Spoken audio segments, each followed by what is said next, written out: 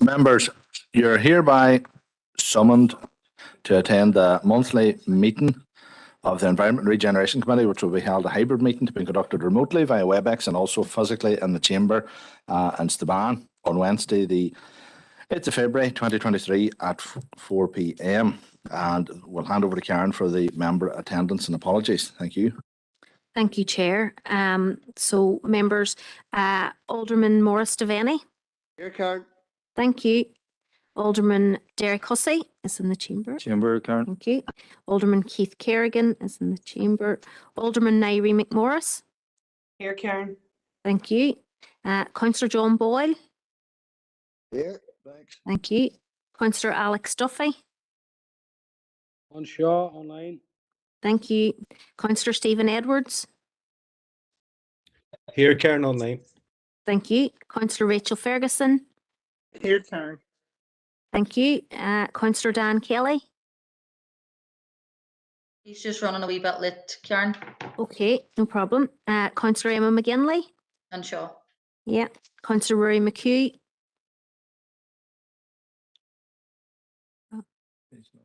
It's not on yet, but he might. Yeah. Okay.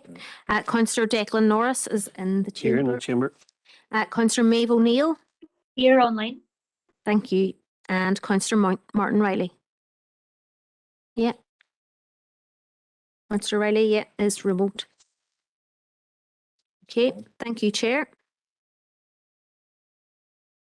Members will do the broadcast statement, and I'd like to remind everyone present at this meeting in the chamber in Stavan or in attendance remotely. This meeting will be broadcast live to the internet and will be capable of repeated viewing. This broadcast may be terminated or suspended in accordance with our protocol. Due to your attendance at this meeting, you are consenting to be informed and to the use and storage of those images for broadcasting or training purposes and for the purpose of keeping for historical records and making those records available to the public. Members and approved speakers are reminded to only have their mics and cameras on while speaking at the meeting and to use the chat facility to highlight a request to speak. A copy of the Council privacy notice may be found on the Council website www.derrystaban.com. Members, that's that item done. The declaration of members' interest is item 3. If anyone has anything they wish to declare now, or if you wish to leave it until the item comes up. I don't see anything coming in, so we'll let that sit. Members, we'll move on to the first item open for decision, and this will be an item to receive a presentation from Dr. Andy Rees, Head of Waste Strategy at the Welsh Government. So, Andy, I will hand over to yourself. Thank you, Chair, and thank you, members, for inviting me to share our experiences in Wales today. And thank you for running the presentation for me. Next slide, please. As I'm sure you're all aware, we have all been under a lot of pressures over the last few years with the climate emergency, a nature emergency, issues with plastic pollution, having to meet net zero, etc. And then all sorts of other issues in respect of EU transition, COVID, the war in Ukraine, cost of living crisis. All of this is very relevant to how we manage our material resources and waste.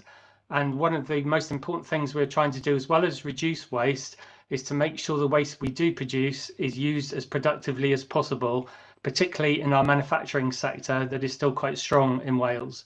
So one of our key drivers is high quality recycling to make sure that that recyclate is used in Wales for the benefit of everybody, not least business. Next slide, please. We have had our Wellbeing of Future Generations or Sustainable Development Act in place since 2015, but before that we had a duty to promote sustainable development. So that has really driven everything that we've done in respect of sustainable waste management. All of the goals are equal, of course, but I just highlight a prosperous Wales goal, which requires a low carbon society, recognising the limits of the global environment and which uses resources efficiently. So our argument is that everybody across Welsh Government needs to do resource efficiency and circular economy, and really I don't need to do my job anymore, but actually we do need to provide support and guidance and overarching policy. Next slide, please. Next slide, I'll focus now on delivering circular economy. So our circular economy strategy was published in, I was going to say last year, but it was the year before now, of course, in 2021, called Beyond Recycling Deliberately. Although we still have more to do on recycling. So we've set various waste prevention targets, but also we already have our 70% recycling target for 2025. And then we have a zero waste target for 2050, which essentially means 100% recycling or as close to that as possible. So as we are now approaching 2025, perhaps a bit faster than some of us might want, we're now starting to think about higher recycling targets, so above 70% for something like 2030 or 2035. So we're working on that as we speak. Next slide, please. So I'll now focus on recycling. Thank you. So in terms of municipal waste recycling, just highlighting some of the key sort of steps along the way and policy interventions that we've put in place. Across the UK, we had the original landfill directive target to reduce biodegradable municipal waste from landfill. So we had our landfill allowance scheme regulations in 2004, and we predicated our approach on recycling first to get biodegradable waste out of landfill. So that's more recycling of paper and card, relevant textiles, and particularly food waste. We also set our local authorities statutory recycling targets with the target of 70% for 2025 and intermediary targets in between. And our local authorities do face a fine if they fail to meet the targets. We've also published guidance on separate collection. So that was the stick, but very importantly, we provided quite a big carrot in terms of additional funding to local authorities right back since 2002. And we've provided over £1 billion in additional funding to our local authorities on a formula fair basis over that period. Also provided a lot of support through the Collaborative Change Programme run by RAP to help local authorities improve performance in terms of quantity of recycling, but also in terms of quality of recycling. And we provided support to local authority partnerships on food waste procurement or food waste treatment procurement through anaerobic digestion. Importantly, of course, all of this relies on the behaviour of Welsh citizens to do the right thing in terms of recycling. So back in about, I think it was 2007, 2009, we had a 3-year programme of television adverts with using child actors with It's Our Future, Don't Throw It Away as the main theme, and that cost around £3 million. We're now turning that around to focus on the positives, to say most people are recycling, you know, why aren't the rest of you doing it? And that's known as Be Mighty, Be a Mighty Recycler, so with some more television adverts. Also, we provided guidance on what we think is the best collection system, which I realise this might be a bit controversial, but we advocate a system of curbside sort of everybody separating their recyclables into 3 different containers or boxes.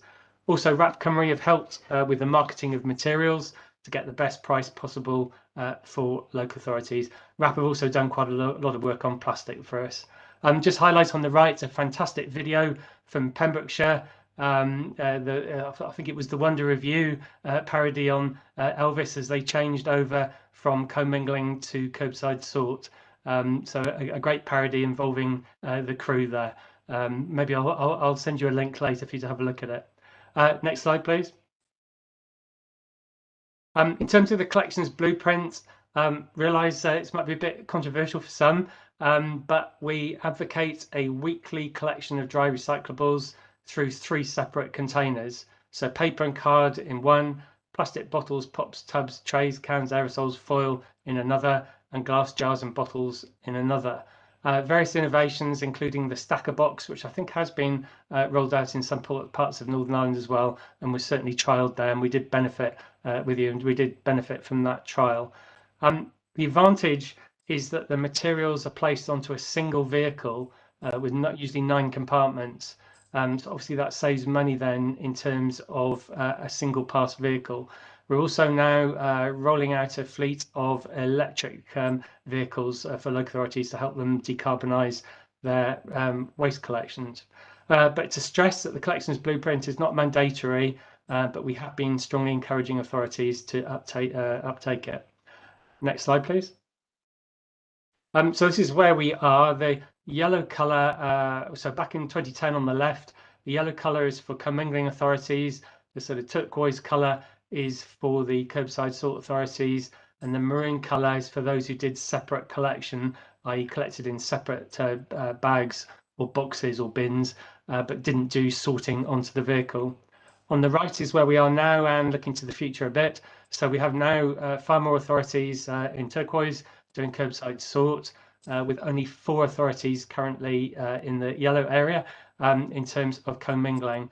We're trying to encourage them as best we can to change over to curbside sort, high quality recycling, and I'm fairly sure 2 of them are now actively thinking about changing. Next slide, please. I think I'm preaching to the converted here. I think you have a fantastic food waste collection system in Northern Ireland as well, so I won't dwell on this. We provided various support. It helps local authorities meet the statutory recycling targets, and I think I'll move on to the next slide, to save time. Again, I suspect you are doing exactly all of this, but one of the key things our local authorities have done is reduce the frequency of residual waste collection. So all of them either only collect every 2 weeks, or some only collect every 3 or only every 4 weeks in terms of the residual black bag waste. But of course, anyone who complains about food smelling in their residual bag basically isn't separating out and isn't using the weekly food waste collection scheme. So of course, this is politely pointed out to them. A number of authorities have gone for smaller bins. I think some are down now to 120 litres or 140 litre residual wheel bins. Or those who use a bag system restrict black bags to either 2 every 2 weeks or 3 bags every 3 weeks. And various other campaigns have been put in place. We have about, I think it's 60 to 70% food waste capture. So there is a lot more still to do on getting more people to separate out their food waste for recycling. And that is the big focus of our recycling campaign that started this week, actually. Next slide, please. I think I mentioned earlier, there's been a lot of support for our local authorities to procure food waste treatment. So there were 7 local authority hubs with 17 out of our 22 local authorities, 7 contracts, and there are now 5 Welsh anaerobic digestion facilities in Wales managing the food waste collected by our local authorities. Next slide, please. I think I've mentioned lots and lots of intensive communication campaigns. So just some examples of some of the imagery that's used, working very closely with each of our local authorities, of course. Next slide, please. Another thing that we do that's really important is for many years, Rap Cymru have run a Where My Recycling Goes website, My Recycling Wales, to show the end destinations. And I understand that is now being produced in Northern Ireland as well. Very important tool to show people where their recyclate goes. Next slide, please. Just to show where we've been, a journey. The red squares are our statutory targets, so we've luckily just about kept to them. I won't pretend it's going to be easy to achieve that 70% target, so there's still a lot more to do there. Next slide, please. We're quite proud of this, but it's getting a little bit dated now. Eunomia Consulting a few years ago did an analysis of household waste recycling rates around the world, sort of correcting it for various reporting anomalies. And they reckon we were 3rd in the world behind Taiwan and Germany. So we are quite proud of that, but we are not complacent. We still have got a lot more to do. Next slide, please. Just to show some of the capture rates, just to highlight this, it's really important that we have compositional analysis of municipal waste, and we do that for all our local authorities roughly every 5 years. So a new survey was done last year, and this is the old date from 2015. So we're about to receive the new results, that compositional analysis survey, and we will have updated figures here. Next slide. Conscious of time, I've got a couple of minutes left, I think. We're also introducing requirements for all non-sector, non-domestic premises to separate out their waste streams, and it'll be mandatory that they separate out food, paper and card, metal and plastic, glass, etc., as shown there. And bottom right are the typical bins that we have in the Welsh Government Office that we'll be looking for everyone to put into place. Next slide, please. And then just quickly going beyond recycling, thank you. Of course, actually, recycling is the lowest part of a good circular economy or resource efficiency hierarchy. So we've got a lot more to do to reduce waste and make sure we address all those other re's. And I'm sure there are a few more in terms of refuse, rent, reduce, refill, repair, repurpose, reuse, etc., etc. Next slide, please. I will have to speed through this quickly. We have a programme for government target to support 80 reuse and repair hubs in town centres in Wales. So we've got a programme underway to do that. Next slide, please. And we, in the last few years over COVID, where we got some extra funding, we've supported 30 hubs so far and around 200 projects in communities around Wales in terms of repair, reuse and other resource efficient activities. Next slide, please. So I'm sure you've got many of these yourselves, but we've also supported over the years, and local authorities themselves have came up with the idea of having reuse shops within their household waste recycling centres. So we're now looking to also have these in town centres as well, drawing upon the materials that local authorities collect either in the HWRCs or through bulky collection rounds. So just an example from where I live in Swansea, that has been fantastically successful reuse shop. Next slide, please. And I think I've finished. So yeah, thank you very much. And if there's time for questions, I look forward to your questions. But if not, thank you. Thank you very much, Andy, for your presentation. Has anyone I see the first one indicated in the chat box is Councillor Ferguson, and then Alderman Hussey after that. So Rachel, you're first. Thank you very much, Andy, and thank you for the presentation and giving it to us in advance. Obviously, tell from your tone you understand that curbside's a bit of a tricky conversation here within our council areas, and it's one that I would love to see going forward. I just have a few questions. I know I'm going to touch on, before I'm going to do the curbside collections, the food waste separation. Obviously something that we have introduced very new, this is my first council term, but you said you're getting about 60 to 70% food separation. That would be a dream for us at this moment in time. I think we're not getting anywhere near that level. We are trying and seeing more and more households increase, but I just want to kind of see what was your best practice in achieving that 60 to 70%. Obviously, we would love to get to 100%. And then the other ones was when we've brought up the curbside, I know Deirdre's considering it now, but before there was a real hesitation, and council has a hesitation with the infrastructure behind it. So the likes of the vans, the manual labour, different things. What was the main concerns of the councils in Wales, and how did they overcome that? Because it's great to see so many councils now coming on board. And the end goal for us, or for myself, is the recyclate, the level of quality of the recyclate. We're sending a lot of ours away. We're paying for a lot of it to be, and the goal would be, hopefully, is we have a lot of manufacturing companies who are here in Northern Ireland that actually use recyclate within their production, and have those councils seen an increase in demand for the recyclate.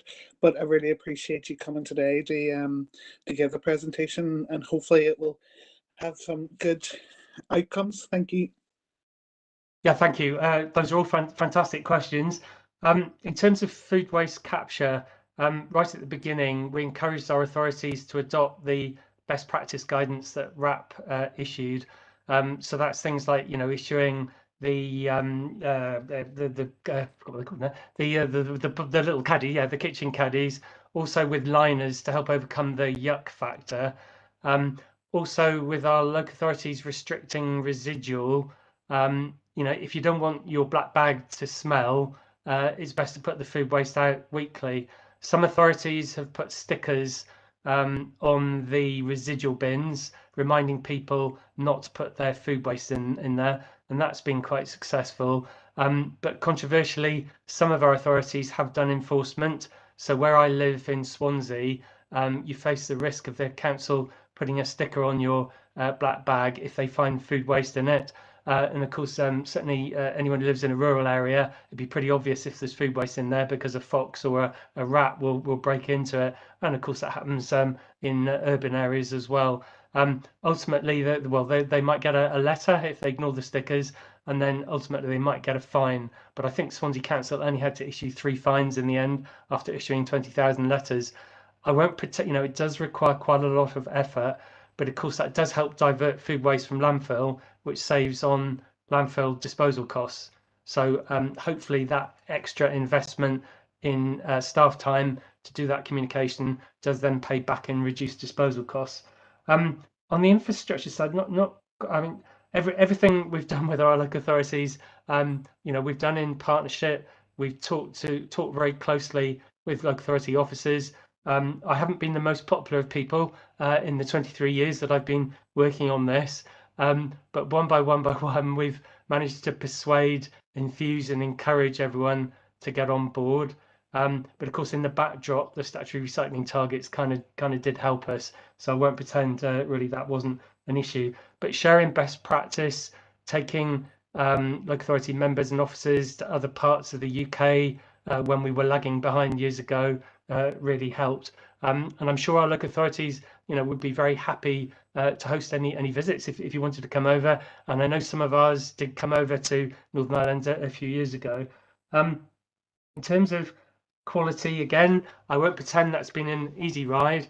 Trying to demonstrate that curbside sort cost is actually cheaper has been one of the biggest things that we've done, working with the Welsh Local Government Association to benchmark costs. So all our local authorities report their financial costs every year through waste data flow, and there's been quite an exhaustive analysis to actually show that curbside sort ends up being cheaper because you get a higher quality recyclate.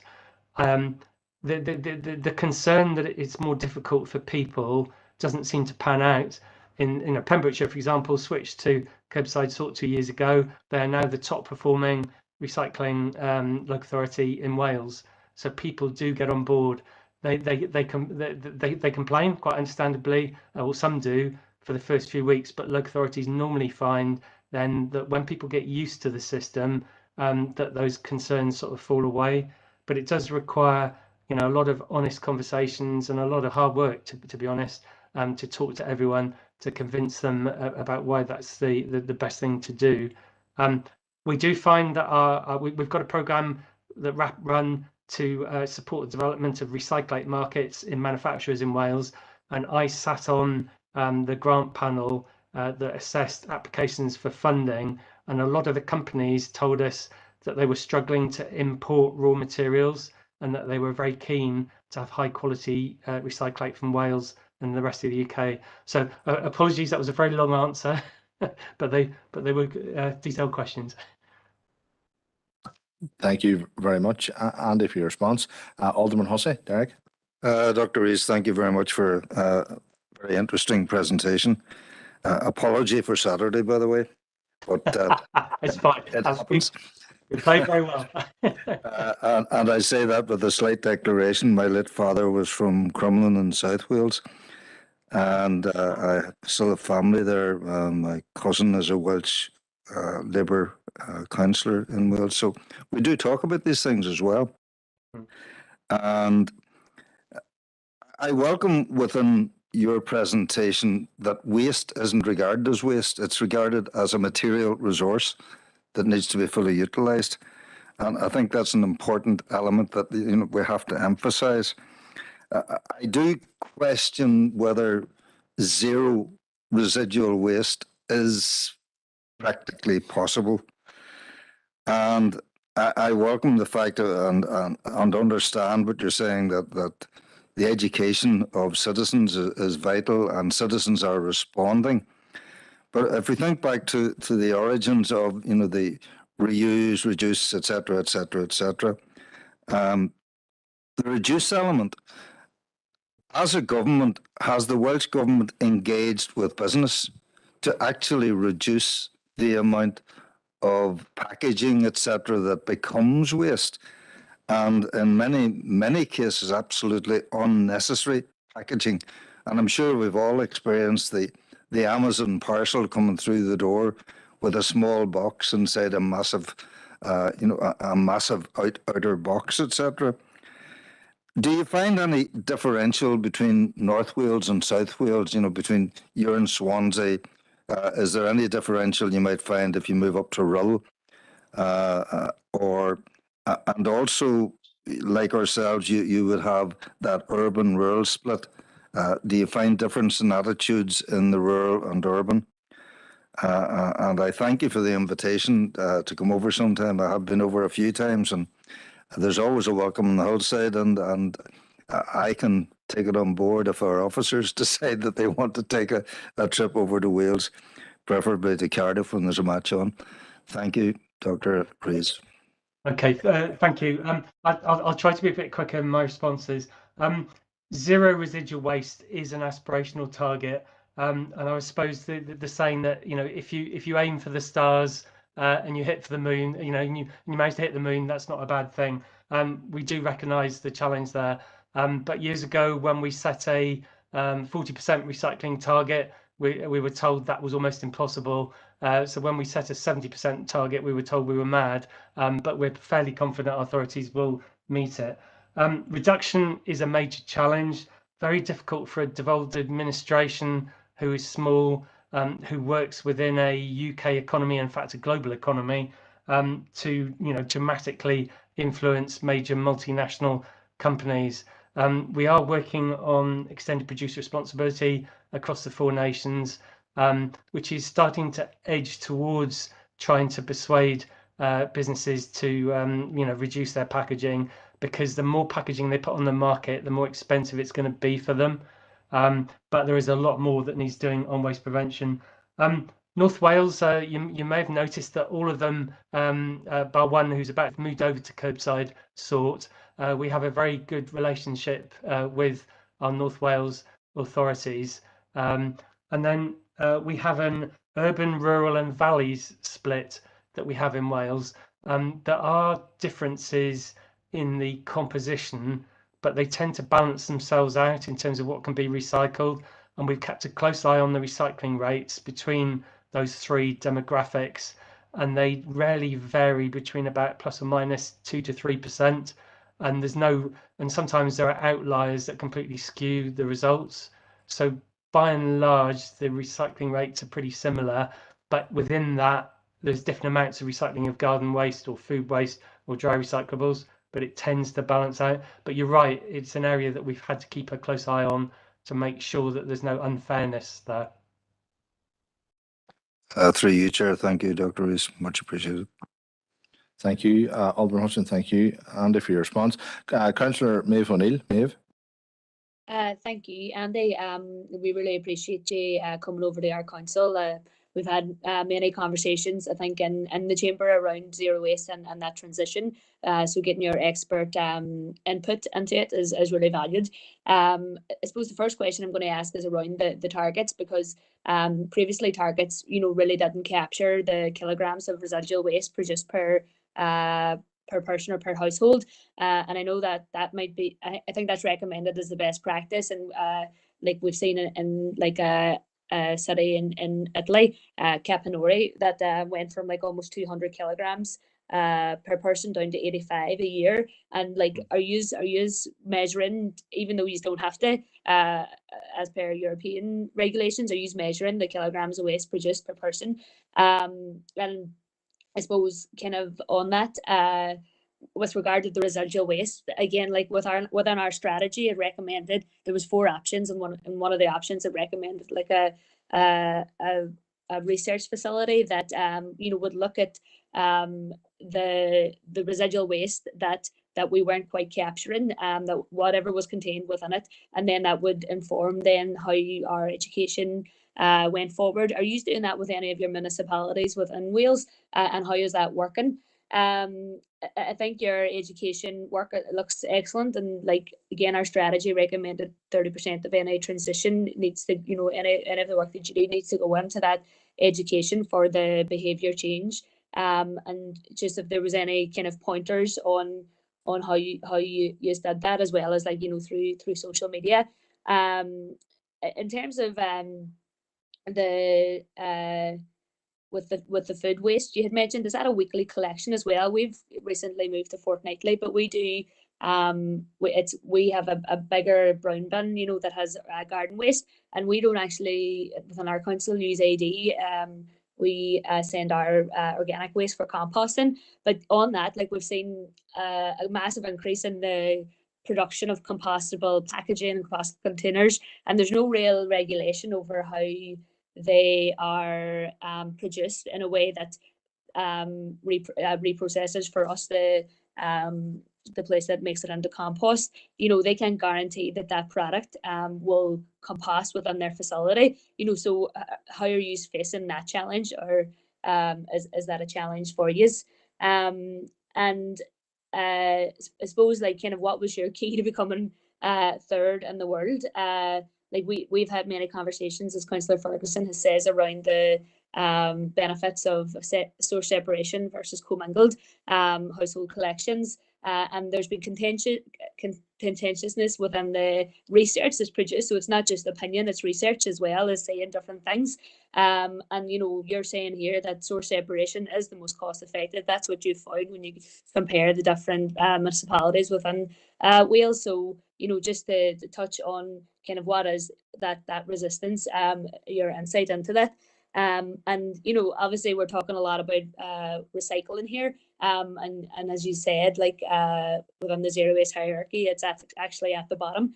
And we've seen great work here done in Derry, like particularly like around repair, and Repair Cafe Foyle are just beginning to work within local communities, and we've seen real success there. And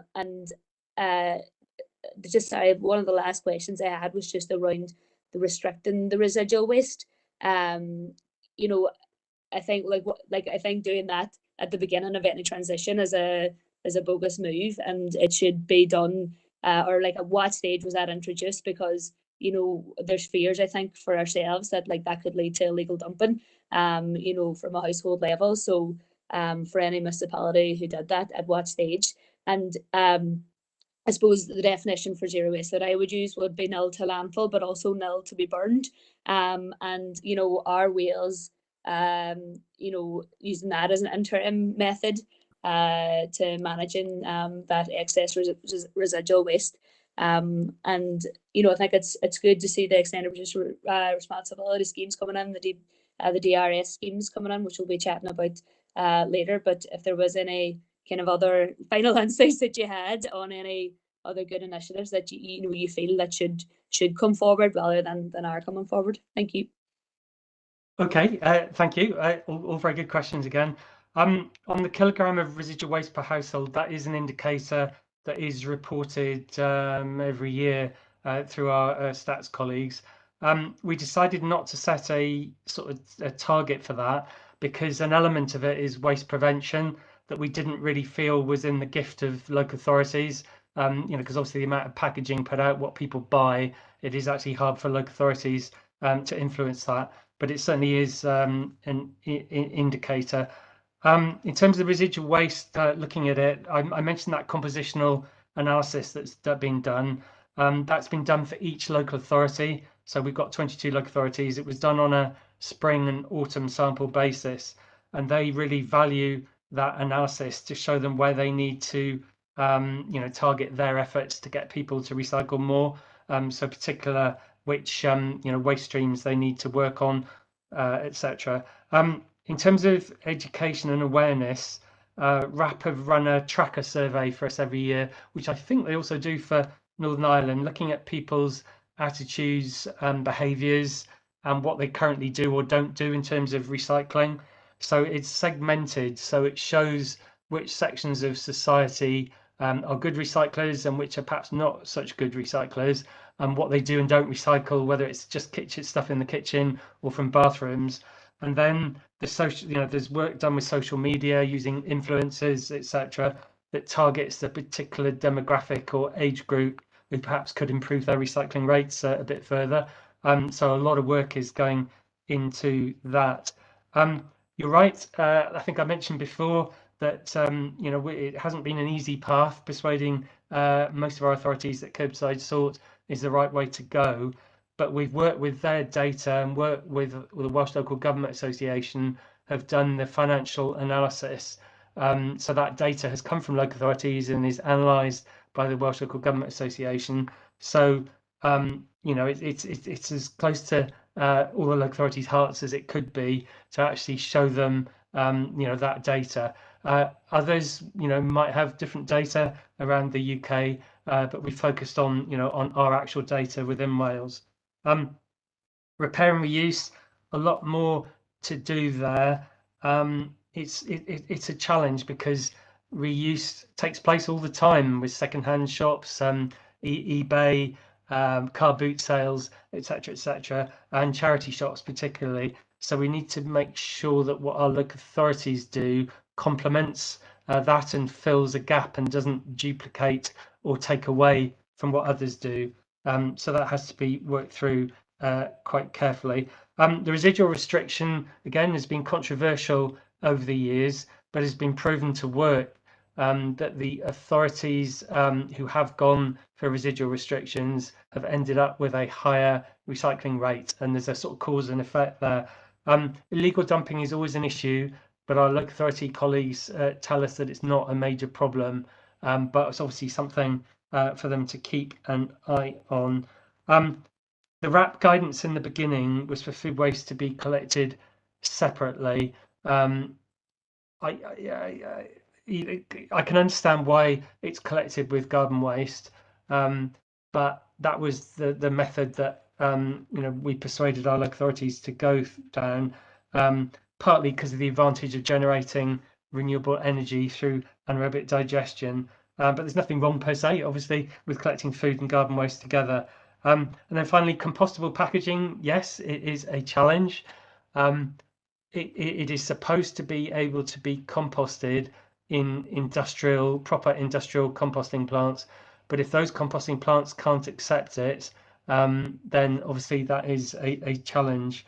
Compostable packaging is an interesting concept in terms of circular economy because it is still single use. And when you compost the plastic, it disappears into carbon dioxide and water. So you've actually lost it from your economic system. So is that really a circular economy approach? Because you're actually destroying the material. So I think the jury's still out on compostable packaging and still needs a lot more thought. Hopefully I've answered all of your questions there as best I can. Thank you, Andy. Thank you very much. Alderman Devaney, Morris. Thank you, Chair, for allowing me in, and just kind of welcome Andy to the committee and thank him for the presentation and the updated information from his end. I have to say, Andy, look, we have made great strides over this last number of years in recycling, and I have to say, I do agree, it is all about education about recycling and the benefits of recycling to any area and what the payback is on it. And I do agree that, look, I think seriously we need to be looking at our packaging, you know, every packaging that we use in everyday living, whether it's plastic or whatever it is, and we're trying to get out of that scenario. And, you know, there is an onus on big business there, especially the big supermarkets and stuff like that there, to be sending out that message, a very positive message in recycling, but they still use a lot of plastic boxes or containers or whatever we want to call them. The only thing I see, Andy, look, see when you start to restrict, I heard you talking about restrict 3 bags per week and stuff like that there. And I know our bins are lifted every 2 weeks. My worry and fear always is if that was to be extended to 3 weeks, or, you know, any issue in around amount you could dispose of at any time, we would have a serious issue in around fly tipping then, which, you know, it's 6 of one, half a dozen the other. If it's fly tipped, we as a council on many occasions have to go out and tidy up the fly tipping, and it may not be our duty, but it has to be done at around areas. But look, we as a council, I would say, we're in the business of promoting recycling and getting it better. I think we've done well in this last number of years in promoting that. And yes, there is always work to be done. But thanks, Andy, there's always more work to be done on recycling. But thanks for the presentation. Right, thank you. A pleasure. Thank you for listening. I'm just going to bring in council officers here just to pass comment. Yeah, and just from an officer perspective, Andy, thank you so much for attending the committee here, and it was very interesting from our perspective, hearing the good practice coming forward from Wales. My husband's actually from Swansea, so I hope my relatives are doing their bit within the city and district. I hope that we can continue learning from yourselves, and certainly we will consider how we engage again. Certainly from our perspective, it's really good and interesting as well to see the very positive approach that you're taking, I suppose, as the regional government, and we also engage with our colleagues here in Dara in terms of some of these issues, and we'll continue to do so. But certainly just to offer our thanks for you to coming today, and we hope to keep in touch. Thank you. Good. Okay, thank you. Yep, much appreciated, Dr. Rees, for your attendance and for your presentation. So, members, we will move on to our next item, which is item 5, which is our chairperson's business. So, I have a couple of members here who have raised items. So, first one is Councillor Stephen Edwards. Stephen. Chair, thanks very much, and I won't keep the meeting too long because I raised the issue under full council last week. But Chair, you'll be aware that Tyrone GA have launched a campaign about the A5 Western Transport Corridor scheme. They launched it in Girvahy, I think it was 2 weeks ago. And this is a very important campaign. It's called Enough is Enough. The A5 is a very important road, especially this council area, Chair. And just to put on record again, the stats I have from the Department of Infrastructure, we're well aware of the dangers of the A5 road, Chair, but the new scheme will save 19 lives, 2,700 injuries, and over 2,000 collisions over a 60-year period. I think, you know, the merits of upgrading the A5, they've been well rehearsed, but I thought it was important to raise those stats. Chair, I think given that the A5 runs along a lot of our council area, I think it will be prudent for us to bring the Tyrone GA's is enough campaign into this committee. I know that the campaign will be presented to Mid-Ulster soon, and I've reached out to them, and they're happy to come to the committee and give a presentation, Chair. But so, with your indulgence, I would like to propose that we do bring them in. And I know that being the Chair of Health and Community, I know that schedules are busy. It would be great if we could get that presentation before we break for the election. But if it has to be afterwards, well, it has to be, Chair. But I think that will be very it'll be good for us as a committee to hear about the campaign, and for council hopefully to back it and to do all we can to progress this much needed infrastructure in the northwest, Chair. Thank you. Thank you, Councillor Edwards, and I see Councillor Kelly has seconded. I'm going to bring Karen in. Yeah, through you, Chair. Members, my understanding is that the group have actually written to Council earlier in the week requesting this, and certainly, as you're aware, members, the responses to the A5 being a strategic road project have to date, the updates in terms of that and the responses back have gone through Governance and Strategic Planning Committee. My understanding is that the officers are intending to facilitate a delegation in the Governance and Strategic Planning Committee in March. So if members are happy with that, then certainly we can agree that today. If members believe that Environment and Regeneration is the more appropriate committee, then certainly we can consider that. But I don't think we would be able to get them on the Environment and Regeneration before the PERDA. But just for members' information, I thought it would be useful to update you on that, because that's my understanding of the current position. Alderman Hussey. Chair, if there's already arrangements in place to have them brought to another council committee, I don't see the benefit in coming to Environment and Regeneration. And if it fits governance and strategic planning, well, so be it. You're content, Councillor Edwards, that they are coming in to council, just maybe not this committee, but they have made arrangements to come in. Content enough for that as it stands? Chair, yeah, I thought this committee would, given that DFA presented to it, but Chair, I don't really care where they come onto as long as they come onto the council and we get get to hear their views and we come back to campaign. It doesn't bother me where they come in once they get to present to council and to members. Thank you, Chair. Thank you very much, Councillor Edwards. Our second item is the Vice Chair, Councillor McHugh. Rory? Thank you, Chair.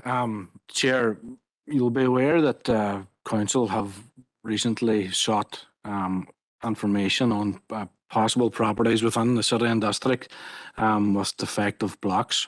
I know that Council are currently in the process of trawling the area, getting people to respond and register their property.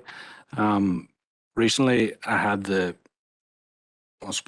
unfortunate privilege of being invited out to view one of the properties within our own area, and I know that there's at least one other property within the Derg area, and I know that through talking to both owners that they were aware of Council's call for information, and I had asked them had they registered their property, and they said they hadn't, and the reason that they hadn't was just when they looked at the information that Council were looking for, one of the criteria was evidence of certification, and I know that in one instance it's certainly the defective blocks as it's Mika, and we're all too aware of the situation with that in Donegal.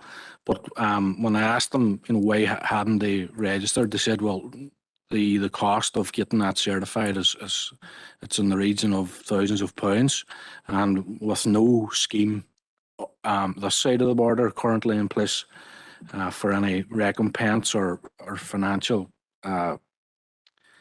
recompense to them, then they're not going to spend £4,000 or £5,000 to just register that property. So essentially, I'm just highlighting that it is an issue within our area, and if we're looking to get people to respond to that call to register, then I'm just seeking clarification that if they're in the process of getting that certification, or even if they don't have it at present, will that still be registered on our current system or in that trawl for information on those properties? Because if we're looking people to register, then we shouldn't be kind of prohibiting them. Thank you, Chair. Yeah, through you, Chair. Members, the initial notice of motion that came through Council required us and mandated us to go out and seek basically information on any properties that had got defective blocks, and therefore that's the reason why we had asked people to provide us with the information that we have. That now, if members wish, what we potentially could do is amend that to say if people suspect that they have Micah, we could register it. Now, certainly we do not have a budget set aside to be able to undertake the testing, and as you quite rightly pointed out, Councillor McHugh, it is a very costly exercise. We as officers aren't aware of any other funding mechanisms that members of the public could access, unfortunately, in order to actually do the testing. But certainly if members would like us, we can amend that report so that if people suspect that they have defective blocks, we can certainly record that as suspected as opposed to confirmed. So that's certainly something that we could do if members felt it was appropriate. Thank you, Chair, and thanks to the officer for the response. Thank you. And Alderman Hussey? Certainly support the amendment, amending of the call. If you're seeking, all's been asked for is information to find out the extent of the problem. So, to leave it open that people can register, yes, I think I have, or whatever, let that be done. Yeah, we'll follow that up, members, if you're happy with that. Thank you for raising that issue, Councillor McHugh. Next on Chairperson's business, I have Councillor Dan Kelly. Dan?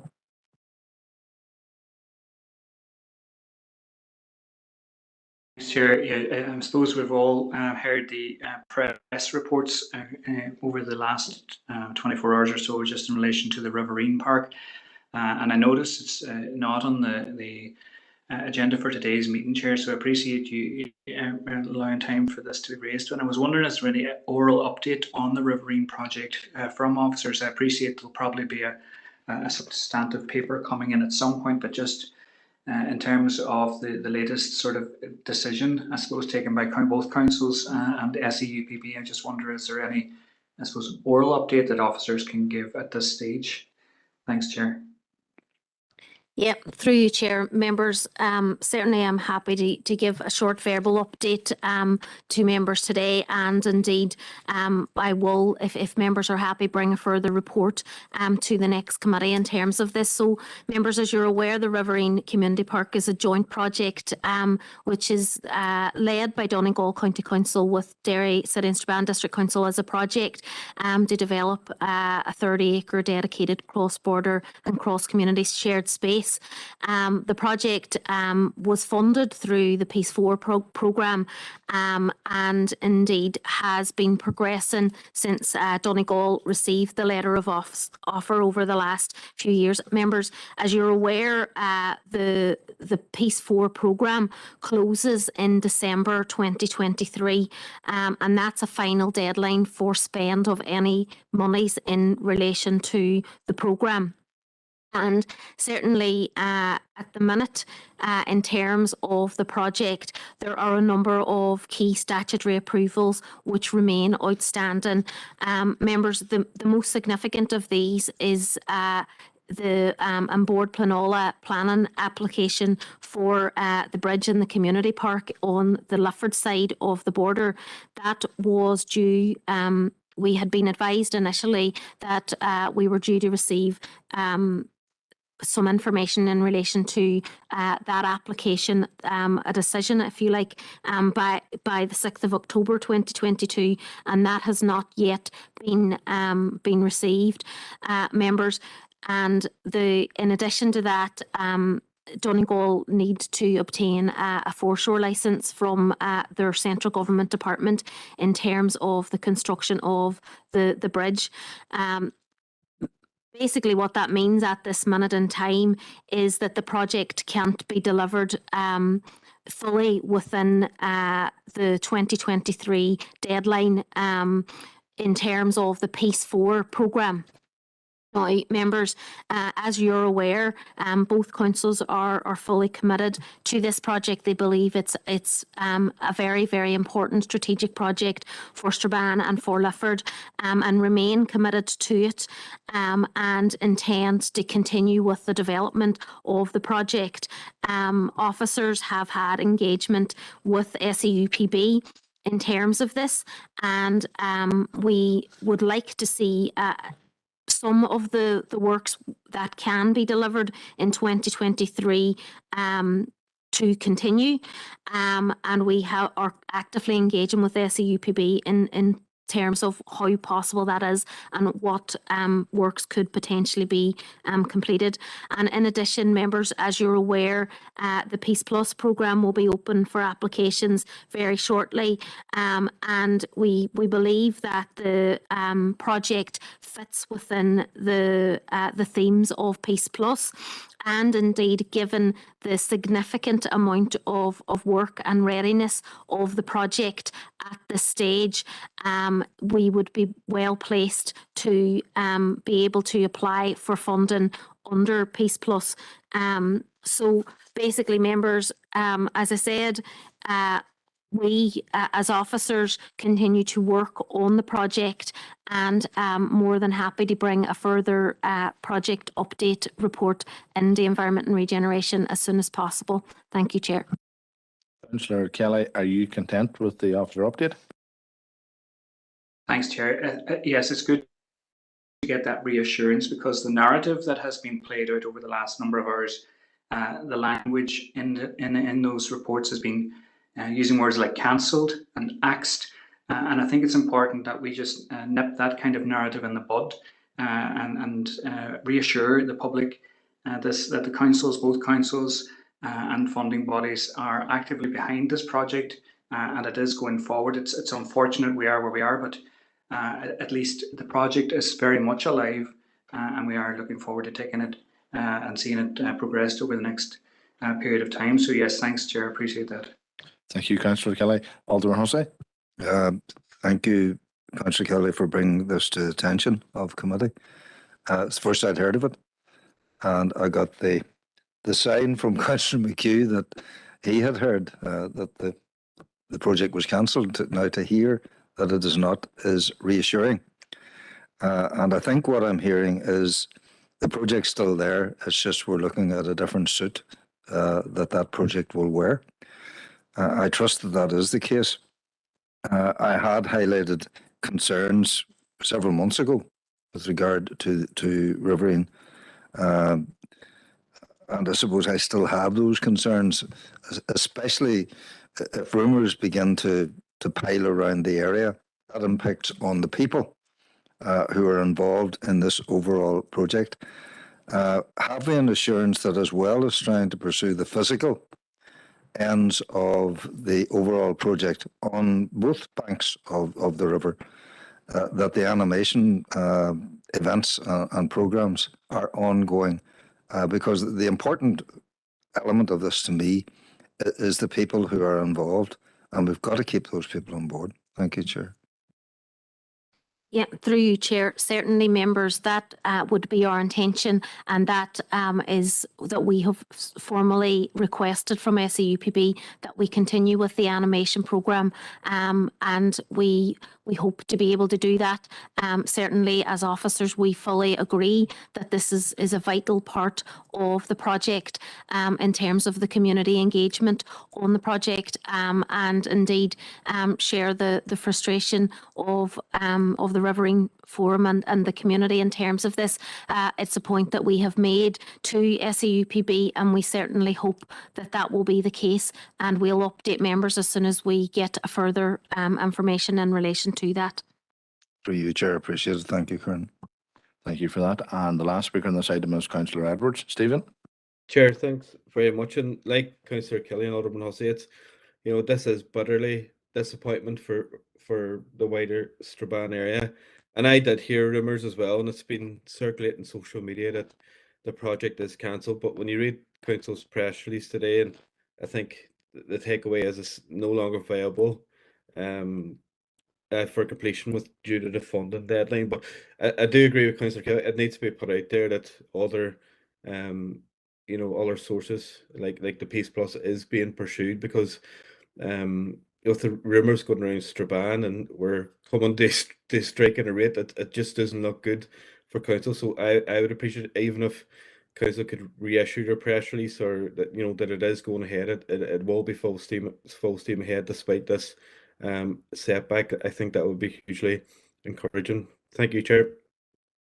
Thank you very much, Councillor Edwards, for your comments. Members, next item I have is item 6, which is the matters arising from the open business. Are there anyone has anything they wish to raise? I was going to raise one here and briefly, Tony, and it's ER 05/23, and that's the Newton Stewart issue. Is that now changed now to the 16th? I think it is. That's correct, yes, Chair. 16th, 2 sessions in the 2020 Centre from 2 o'clock to 4, and then later on that same day, that evening, in the Mellon Country in between 7 o'clock and 9. Thank you for that. That's half term.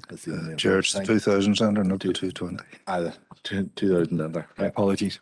So half term, but I will not get, unfortunately. But it is one of those things. You can't. There's always something clashing. But no, sorry. Other items. Then we have ER 06/23, and that is Councillor Emmett Doyle. Emmett. Chair, thank you. Really appreciate you letting me know. And I'm not a member of committee, of course. It's about that age-old issue of gripping in particular. Look, we know that there's going to be a bit of a cold snap over the next couple of days. And what we don't want to see is a repeat of what happened a couple of weeks ago when the city and district was brought to a standstill. We know that there is bad weather coming, and it's imperative that road service, DFI, are ready for this, because I would say, to be honest, every member of this council was probably spending days and days putting in requests about getting, grit piles replenished and boxes refilled. A lot of the ones that I requested still haven't been done since before the last cold snap. In fact, I had a strange situation recently where a grit box had been burned. I requested a new grip box, and I came back to find that the grip box had been filled by DFI last week, which was a bit strange. But it's just really to put this out there. I think we need to nudge road service and let them know that everyone knows that there's a cold snap coming. We don't want a repeat of people ringing councillors up at all hours, asking where gritters are in particular, and when grit is going to be delivered, because I know some of the requests that I and other members in conversation have made still haven't been processed since before then. So just wanted to raise that. Chair, thank you. Thank you, Councillor Doyle. And I'm speaking on behalf of a number of the rural councillors. There's grit piles haven't been placed on roads for a couple of years, and there's no point DFI come in and saying they haven't been. But sorry, I do have Councillor Emma McGinley in this as well, and Alderman Hussey. So Emma. Graham, Chair, and it was just something similar to what Emma had said there, but I was going to see had there been any response from DFI, from us writing to them in relation to the refilling of the salt and grip boxes. I know that in Craigan, there was one in Ballymcgowan that has been filled, but there's been a number of other ones that haven't. So I'm just wondering, do they have a plan for the cold snap that's coming? And also just to highlight, I had done a bit of work earlier in the week. There was an incident where young people had thrown stones at gritters that were in Craigan. So I know they've been out, and we've made an appeal for the young people to be aware of those actions, but we're working to get those services reinstated within the area. But it was just to find out if DFI had come back in relation to the letter that was sent following last month's committee. Thanks, Chair.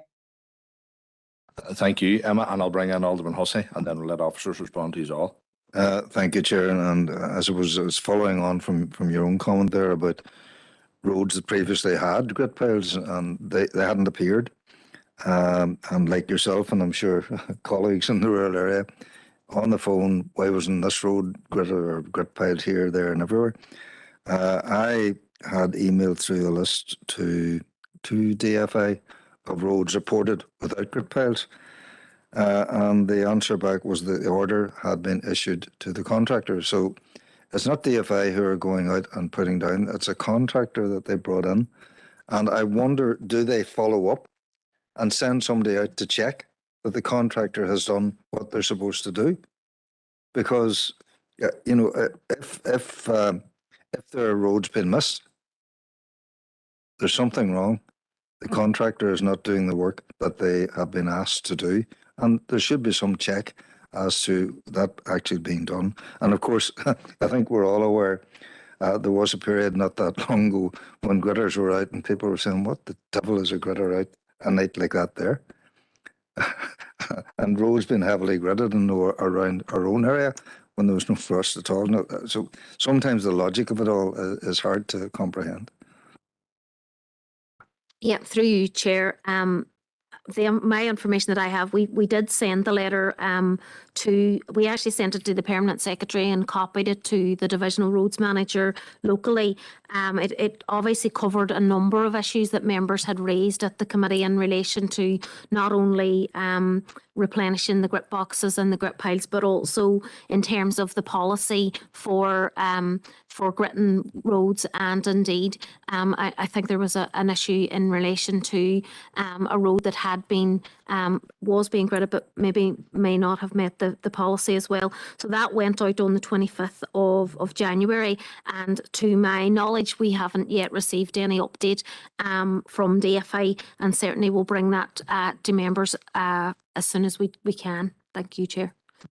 Thank you, members, and thank you, officers. Right, any other matters rising, members? If I don't see any, we will move on into the main body of the business. Item 7 is street naming and property numbering, and that's Connor. Thanks, Chair. To inform members of the outcome of a recent application to provide bilingual signage at Argyle Street, Ashthorpe, Dunraven Park and Temple Arden Dairy, and Carriglen Avenue, Castle Grange Park and Meeting House Street, Strabane. Applications were received in respect of bilingual signage for the streets as outlined in the report. The plebiscite was completed again in line with council policy. And according with the policy on street naming and numbering, Ashthorpe, Dunraven Park, Temple Ard, and Carrickland Avenue, Castle Grange Park, and Meeting House Street, Strabane all achieved the minimum threshold of 67%. And again, in line with policy, Argyle Street failed to achieve the threshold of 67%. And on that basis, the recommendation in front of members is to approve the erection of bilingual signage at Ashthorpe, Dunraven Park, Temple Ard, and Derry, and Carrickland Avenue, Castle Grange Park, and Meeting House Street, Strabane. Thank you, Conor. And I see in the chat box, Councillor Emma McGinley, has proposed it, and I have comments now from Councillor O'Neill. Maeve? Thank you, Chair. I'm happy to second that proposal as well. It was just, I know it was asked at full council about the updated paper on the new bilingual signage options, which, you know, changes that percentage of percentage rate for people who are for changing the signage. So I'm just kind of asking, you know, for the likes of Argyle Street, and there's residents I'm aware of who are holding back their application, awaiting this. But for the likes of Argyle Street, when that new policy does come into place, will they be able to appeal that decision based on the lower percentage required? And I'm sure we've gone over this in the working group. I just can't remember. Thanks.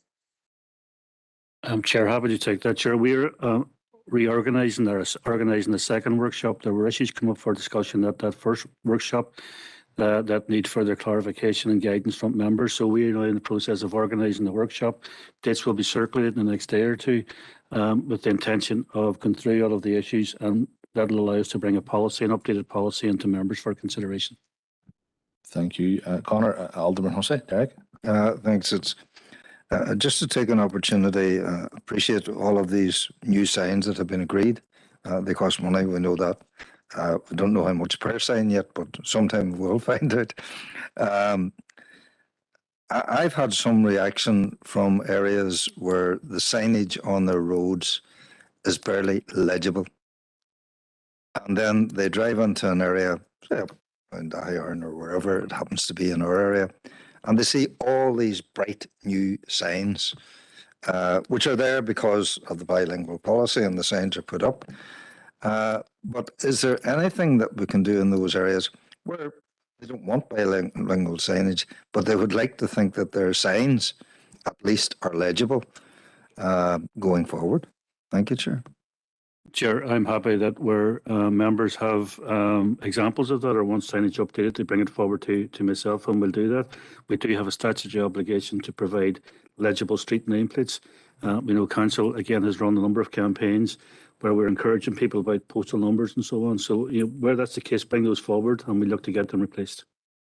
I'm delighted to hear that, and you'll be getting a long list. Thank you, Chair. Thank you. Members, that has been proposed by Councillor McGinley, seconded by Councillor O'Neill, and we'll move on. We'll declare that item passed, and we're content. We'll move on then to our another item on street naming and property numbering, and that's Conor again.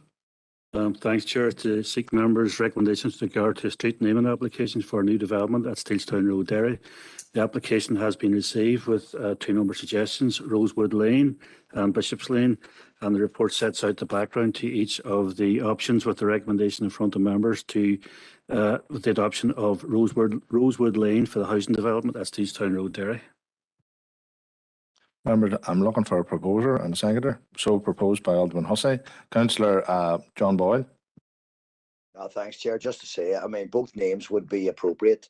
However, the preferred name of the developer makes entirely good sense, reflecting on the fact that there are nearby developments which follow the same theme. So if it's been proposed by Alderman Hussey, then I'm of course content to second that proposal. Thank you, Councillor Boyle. So that, members, I don't see anyone else wishing to speak, so I'll declare that item passed, and we'll move on to item 9, and that is the entrance signage, towns and villages. That's Conor. Thanks, Chair. Go ahead. To advise and seek members' recommendations with regard to a recent condition survey of the wishing well signage erected at a number of villages and smaller settlements within the council district. Members had previously passed a notice of motion requesting that a condition survey be undertaken on the wishing well signage erected at locations throughout the district. The signage has been in place for some considerable time, having been erected by the Legacy Strabane District Council with funding received as part of a wider cross-border scheme. The signage has deteriorated over the years through exposure to the elements, with in many instances the writing illegible having faded from exposure to UV rays.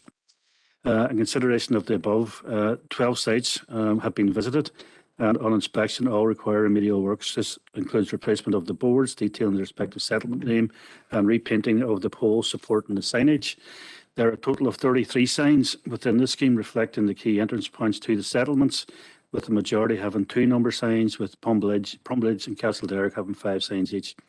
The officer team estimate that the cost of repair at $400 per sign, given a total requirement of $13,200, albeit that the works have to be tendered, with the actual cost yet to be determined as is underway, members.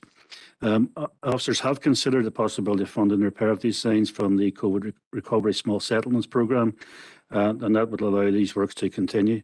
So, as advised above, the total cost of repairs is estimated at $13,000, subject to completion of a quotation exercise, and the funding for these repairs could be found from the COVID Small Recovery Settlements Fund budget. And members are asked to approve the proceeding of these repairs, with the budget being taken from the COVID Recovery Small Settlement Scheme Programme Fund. Thank you very much, Conor, for your comments there on this item. First speaker is Councillor McHugh. Rory. Thank you, Chair, and thank you, Conor, for the report. Just in proposing the recommendation, I want to say I wholeheartedly welcome the report. Just this week, I had somebody raising with me the wishing well sign at Ergana, just outside Castlederrick, which, you can't, it's not legible any longer, and it does reflect badly. It gives the impression that maybe those wee rural areas are forgotten about, when quite clearly that isn't the case. So I'm glad to see that we're addressing that issue, and as I say, I'm happy to propose the recommendation. Thank you. Thank you, Councillor McHugh. Alderman Hussey. Chair, and seconding the recommendation, this is more than welcome. I had proposed the original motion that the survey would be undertaken, and I thank officers for what has obviously been a thorough investigation of the signs, and I suppose it's proved the fact these signs were not doing the job they were supposed to do. They were illegible through exposure, and it's an upgrade that will be welcomed throughout the rural area, which is where this signage is.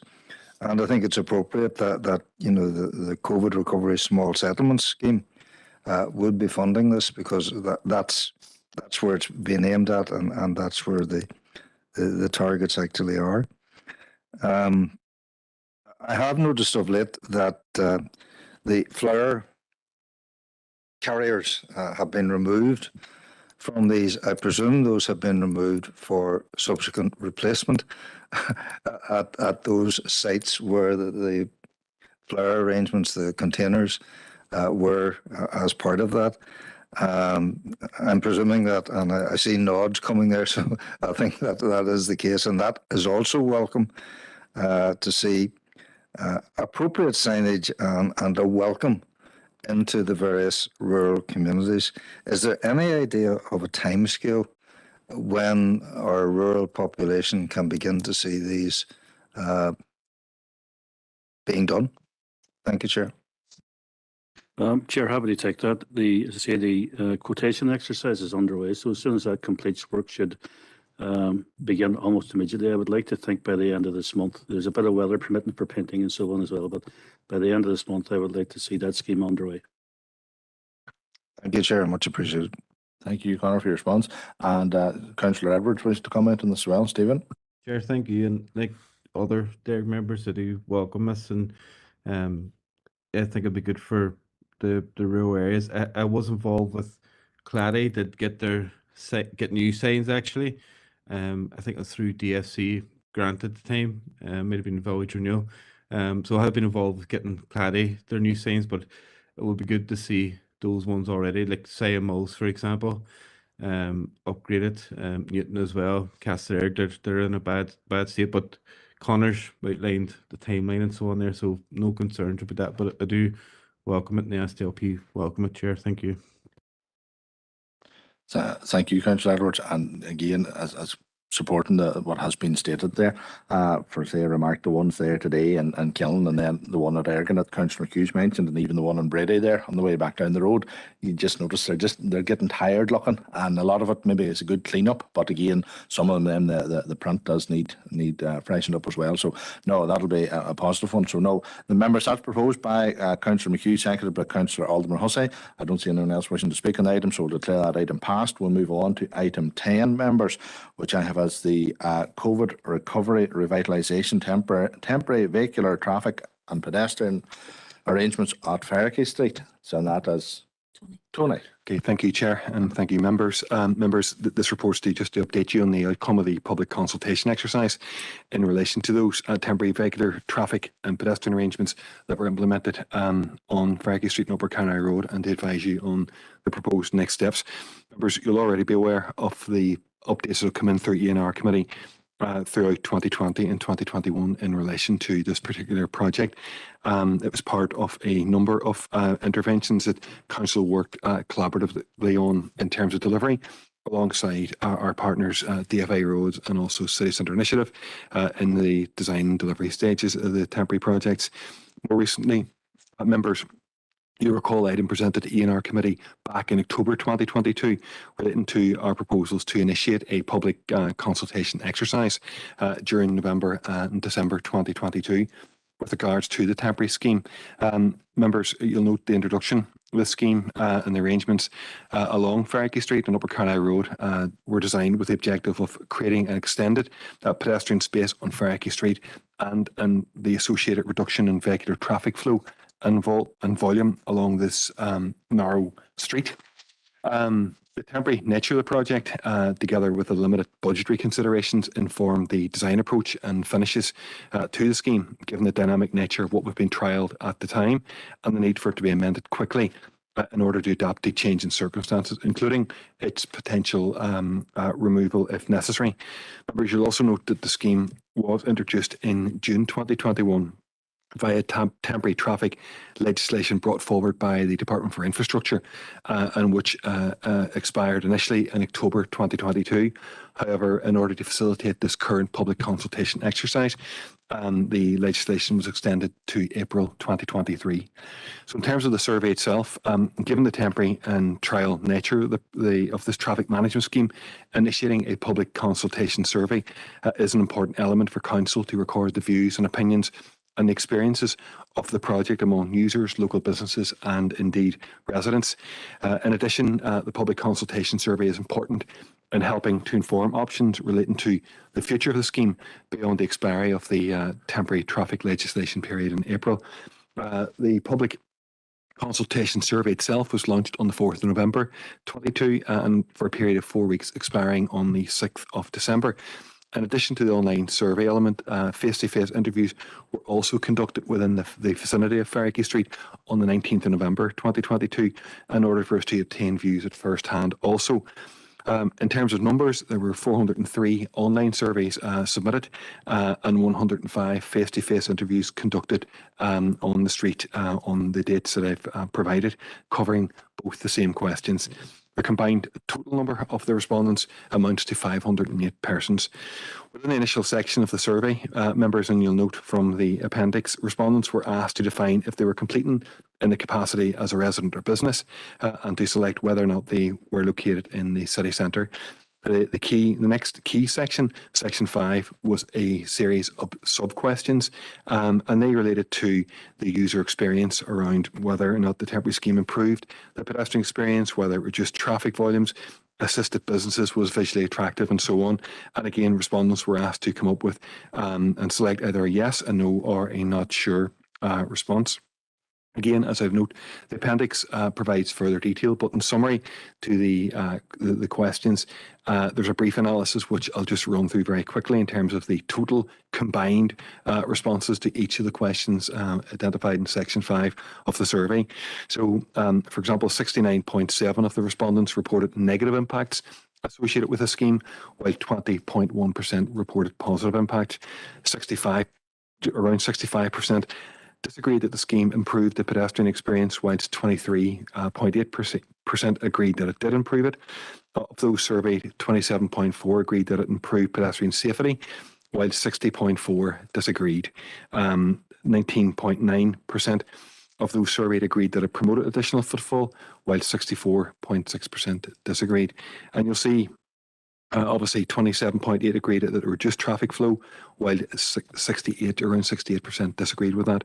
Out of the total surveyed, 22.4% agreed that it did reduce traffic volume, while 71.1% disagreed. 20.3% agreed that it reduced vehicle emissions, while 68.1% disagreed with that. And finally, 21.3% agreed that the scheme was visually attractive, whereas 71.9% disagreed with that. So when analysing the data further, members, there were in the region of 4 times more online respondents to those completing in person. Further analysis reveals that out of the 403 online respondents, 5.2% identified themselves as businesses, whereas the in-person surveys had 46.7% identifying as businesses. Respondents were asked the final question, that was question 6, in relation to provide their views on the future or otherwise of those temporary traffic arrangements in terms of either A, reversing the scheme and returning it back to two-way traffic, B, retaining the scheme and making it more visually attractive, and C, there was the option for any other suggestion. Members, in response to this question, which importantly 67.5% of the total combined respondents opted for the scheme to be removed and to be returned to two-way traffic. 17.5% opted to retain the scheme, but to make improvements to its appearance, whereas we had 15% respondents selected other, providing largely positive comments towards the idea of a city centre scheme generally, with ideas and suggestions on appearance and functionality, etc. The majority of both the online and physical surveys have opted for the removal, and that basically 70.5% of the online responses wish to see the scheme removed, while 56.2% of the responses from those interviewed face-to-face wish to see it removed. While the survey results show that the overall respondents wish to see the removal of this temporary one-way system, the qualitative data suggests that many respondents wish to see improvements within the walled city, but through different means with visual quality, direction of travel, and the street selection highlighted, with some respondents stating an alternative scheme would be more fitting within the area. The pilot scheme has provided valuable learning in terms of the traffic management within the area, whilst also showing that the temporary one-way system was not widely accepted. There is support generally for improvements to the walled city, with respondents stating that they would be in favour of a solution that they feel is appropriate for the area and one which is implemented to a higher quality. Members, in relation to the you'll see there in terms of paragraph 3.11, the diamond temporary parklet, you'll note that that was installed within the quadrant of the diamond immediately outside Austin's, within the on-street parking area. This was a complementary element to the temporary traffic management arrangements which I've already discussed, and was carried out through a separate arrangement with DFI Roads. This scheme has informed part of the traffic management and public consultation survey which I've just reported on the one-way system. This element was funded through the DFC funded COVID recovery programme, with the aim of creating more outdoor city centre seating space following the initial COVID-19 lockdown, taking into account at that time, members, the limitations that were in place in relation to indoor mixing.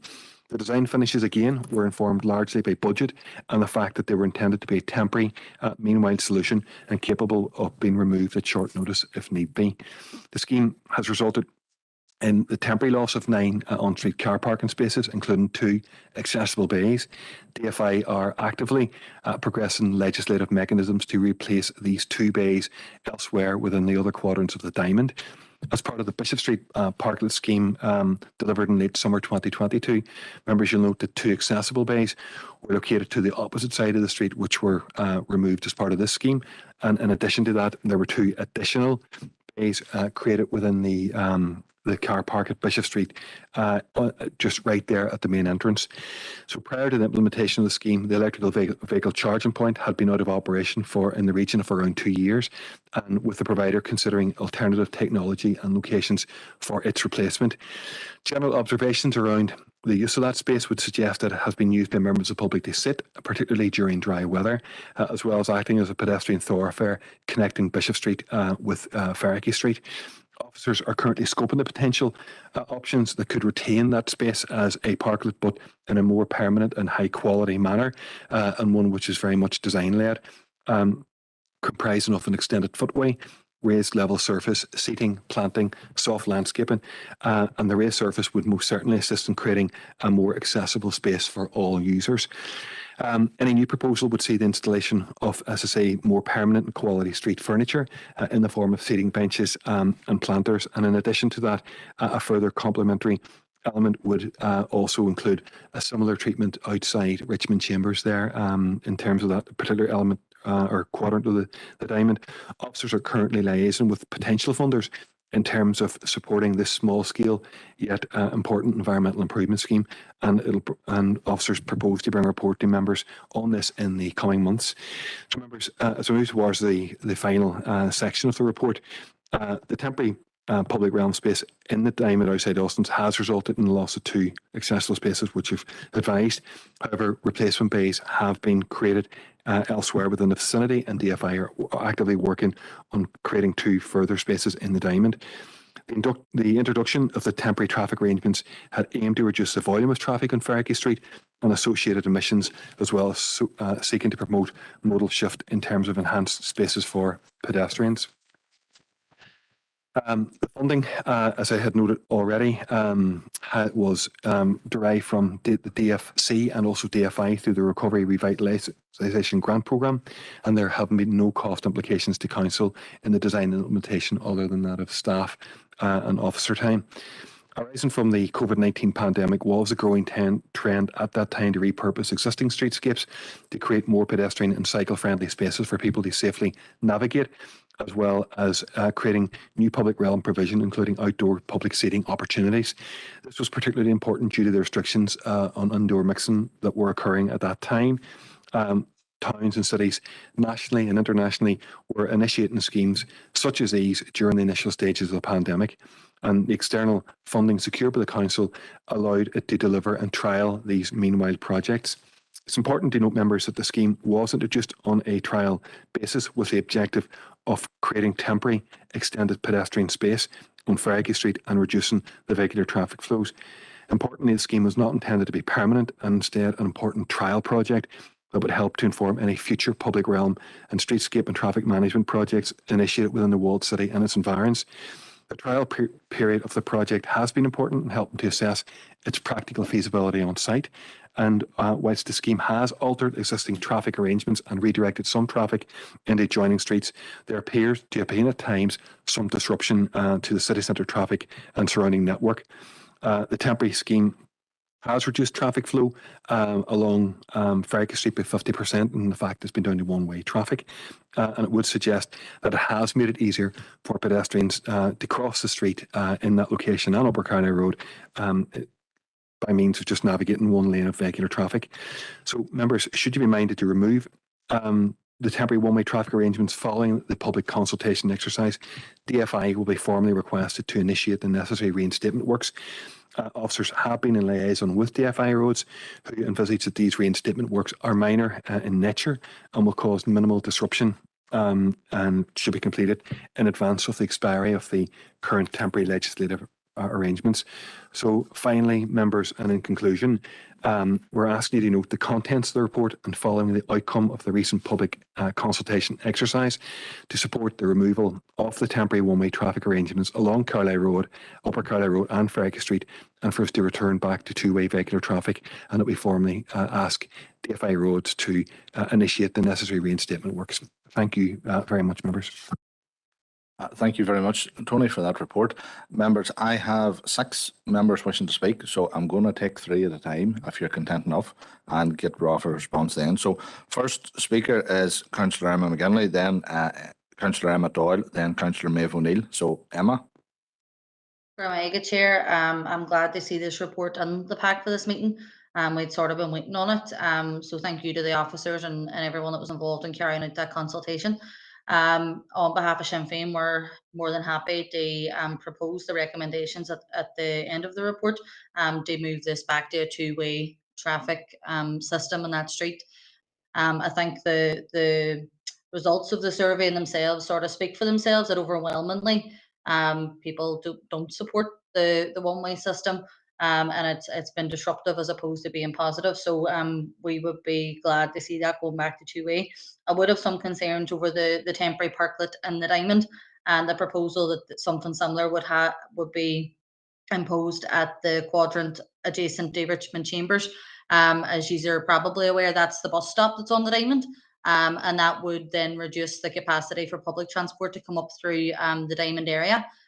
So I would have concerns about that. I would actually have concerns about the parklets remaining in the Diamond. I don't know how widely they're used. Anytime I go past, there isn't very many people there. It's more being used just for people to walk through as opposed to anybody sitting in those benches. I think it was highlighted previously in another meeting when we were discussing the same issue, that it's in the one corner of the Diamond that the sun doesn't hit. So in terms of people sitting outside during the summer, I don't think they would be looking to sit in that corner of the Diamond.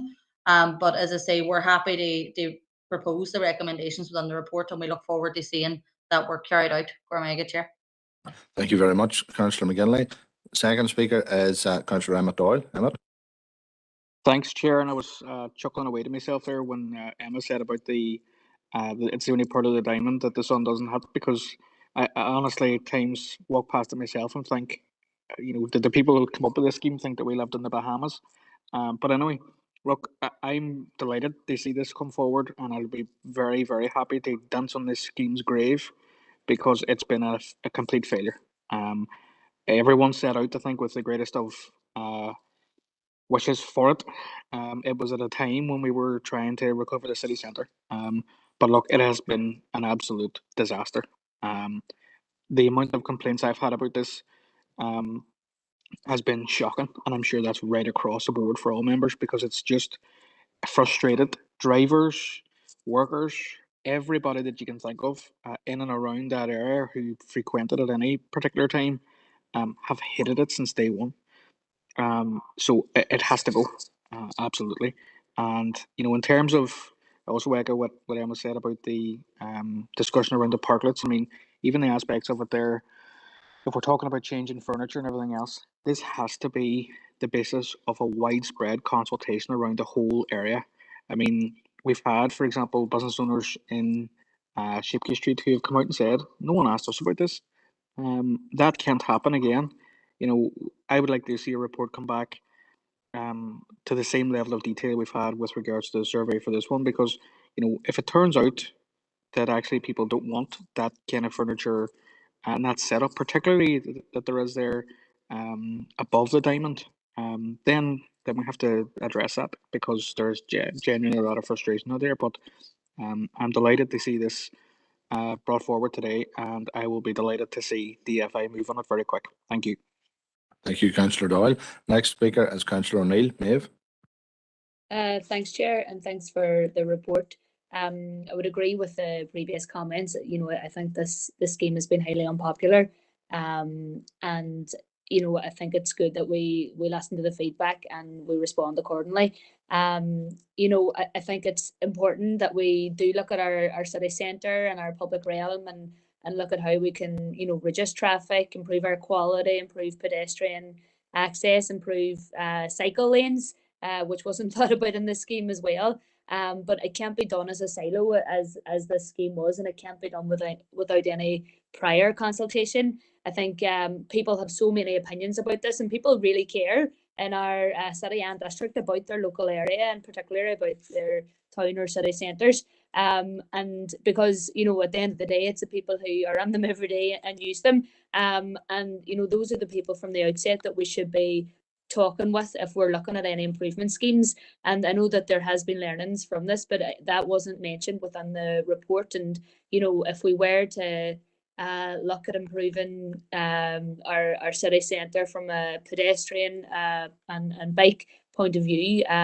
you know, would we be intending to consult prior to any design phase? Because I think that's incredibly important, because I think that is one of the reasons that this scheme was such a failure. I agree around the diamond seeking area as well. I think as myself said, it's the only area that's not in the sun, and if you have sat in it, even on a good summer's day, it's freezing when you're sitting there. And so it's not the right place. And I know there was other ideas about how that would work with Austin's, but that didn't happen. And I think we missed a trick in terms of consulting with the public on the diamond seeking area alongside the Fergie Street and Carlisle Road. So I don't know why we didn't include that within the consultation, if you can make that clearer.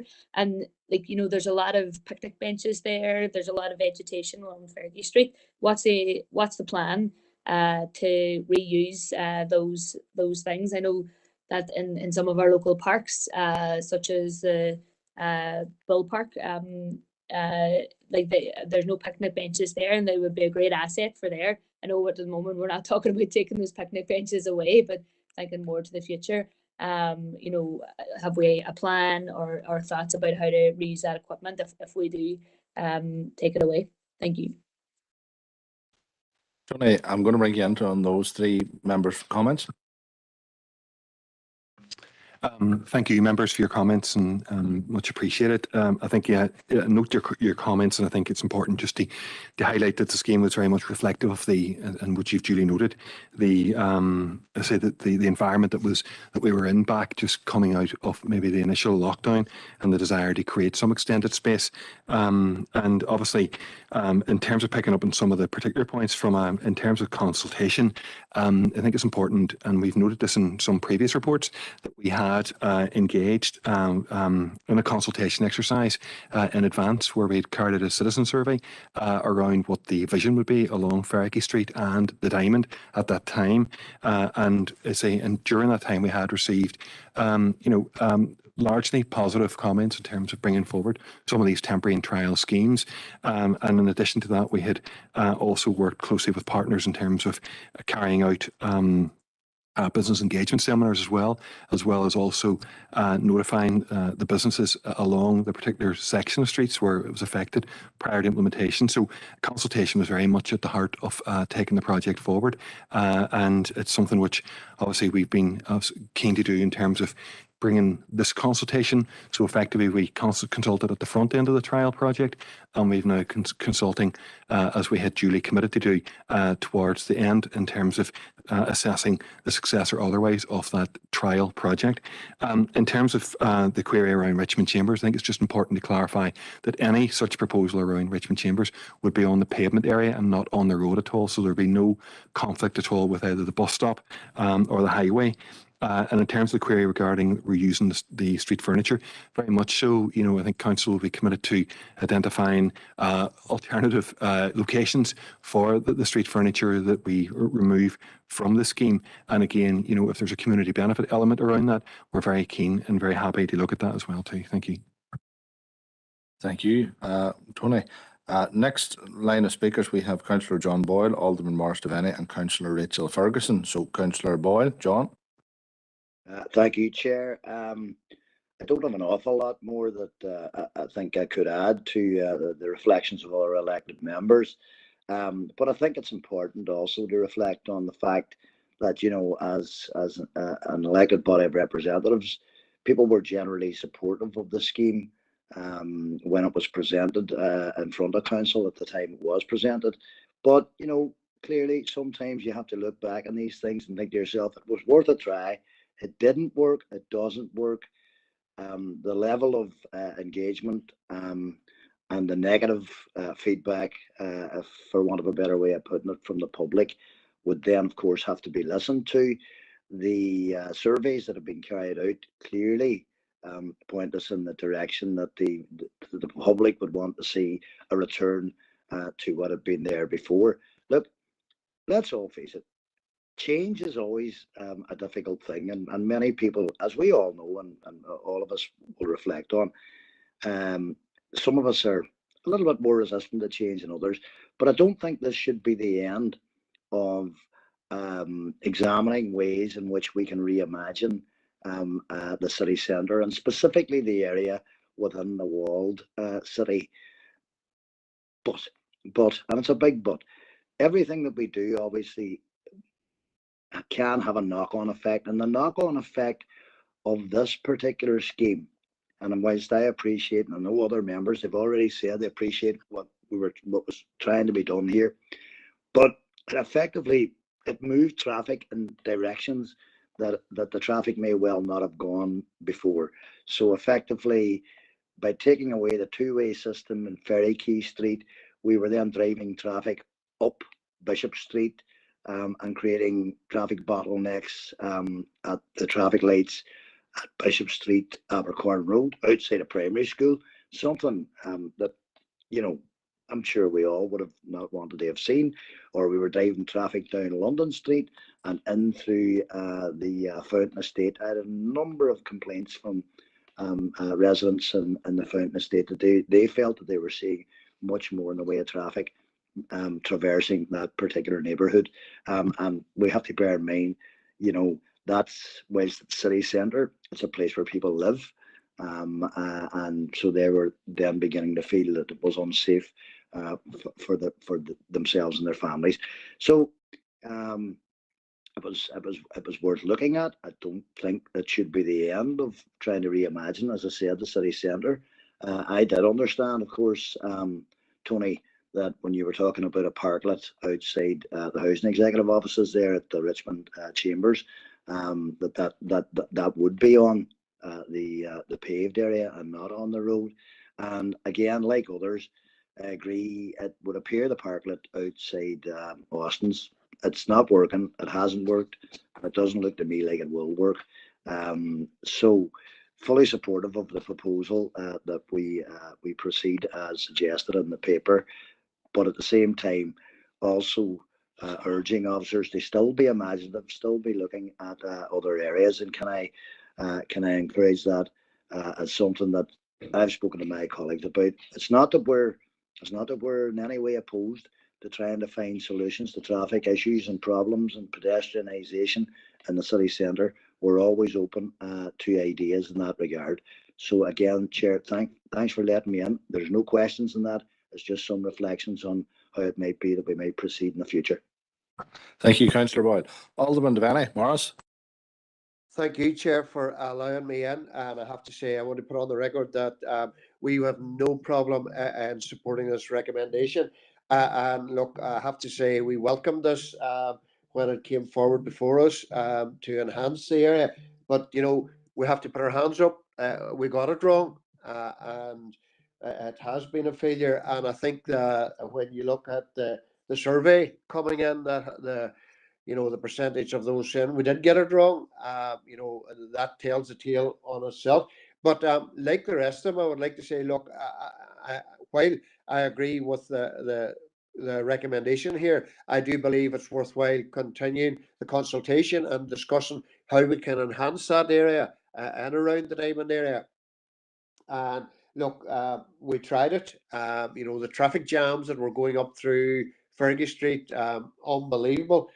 10, 15 minutes stuck on traffic trying to get through, and I've got stuck on it myself. And as the previous speaker said, that caused problems in Bishop Street, caused problems down London Street, and for the people of the Fountain. But look, I have to say, probably lessons will be learned from this, Tony, and how we look at how we enhance the area again. But, I just want to finish and say, look, happy to support the recommendation. Thank you, Alderman Devaney. And the last speaker is Councillor Ferguson. Rachel. Thank you, Chair, and thank you to Tony for the report. And similar to previous speakers, I think if we look at this purely by the level of response to the survey, the scheme, you can see it has been unsuccessful, which is sad, as it was done with the intention to reclaim the city centre for cars and for pedestrians and businesses, and a move away from the dependencies on cars and for a greener future. So This scheme, unfortunately, was done very quickly, and hopefully we'll get some learnings for the future schemes. But unfortunately, by having the amount of traffic going through Bishop Street, it did deter it to the more residential areas of the fountain and caused more dangers to them. So there was a positive for the likes of Ferricky Street and Bishop Street, but it did have a negative effect on areas like the fountain. So we're happy to support the recommendations of the full removal as quickly as possible. And let's see if we can learn a way to improve the traffic within the walls. But as for the parklet, Chair, I'm still unsure if there was some sort of plan for Austins. I could see a possibility of this being successful. At the moment, it doesn't seem to be as successful as the report outlines. And I know I'm getting a lot of complaints with the likes of nighttime usage after local bars and premises close, that it becomes a hot spot where becomes quite untidy and people gather and unfortunately can get themselves into trouble. So, Chair, happy that this scheme is going to be removed, but like others, I hope that it doesn't stop the conversation, because I do think it is something we need to look at in the future. It was done with the best intentions to try and reclaim the inner city and inside the walls for our businesses and pedestrians. So hopefully it will get some learnings from it. Thank you. Thank you, Councillor Ferguson. Alderman Hussey wants to comment. Just a quick query. Can I take it that officers, if this recommendation is approved, will be amenable to requests for relocation of the street furniture elsewhere throughout the district council area? Yeah, through you, Chair, members more than happy to take member steer in terms of that. Obviously, it depends on the level of how much we get in, but we'll do our best to try and accommodate members' requests as best we can. Thanks. And one final quick question here from Councillor Emmett Doyle. Thanks, Chair. Appreciate that. Can I ask about the status of the, I suppose, parklet in Waterloo Place? Because I think just Rachel spurred on my memory there that I'd raised this before.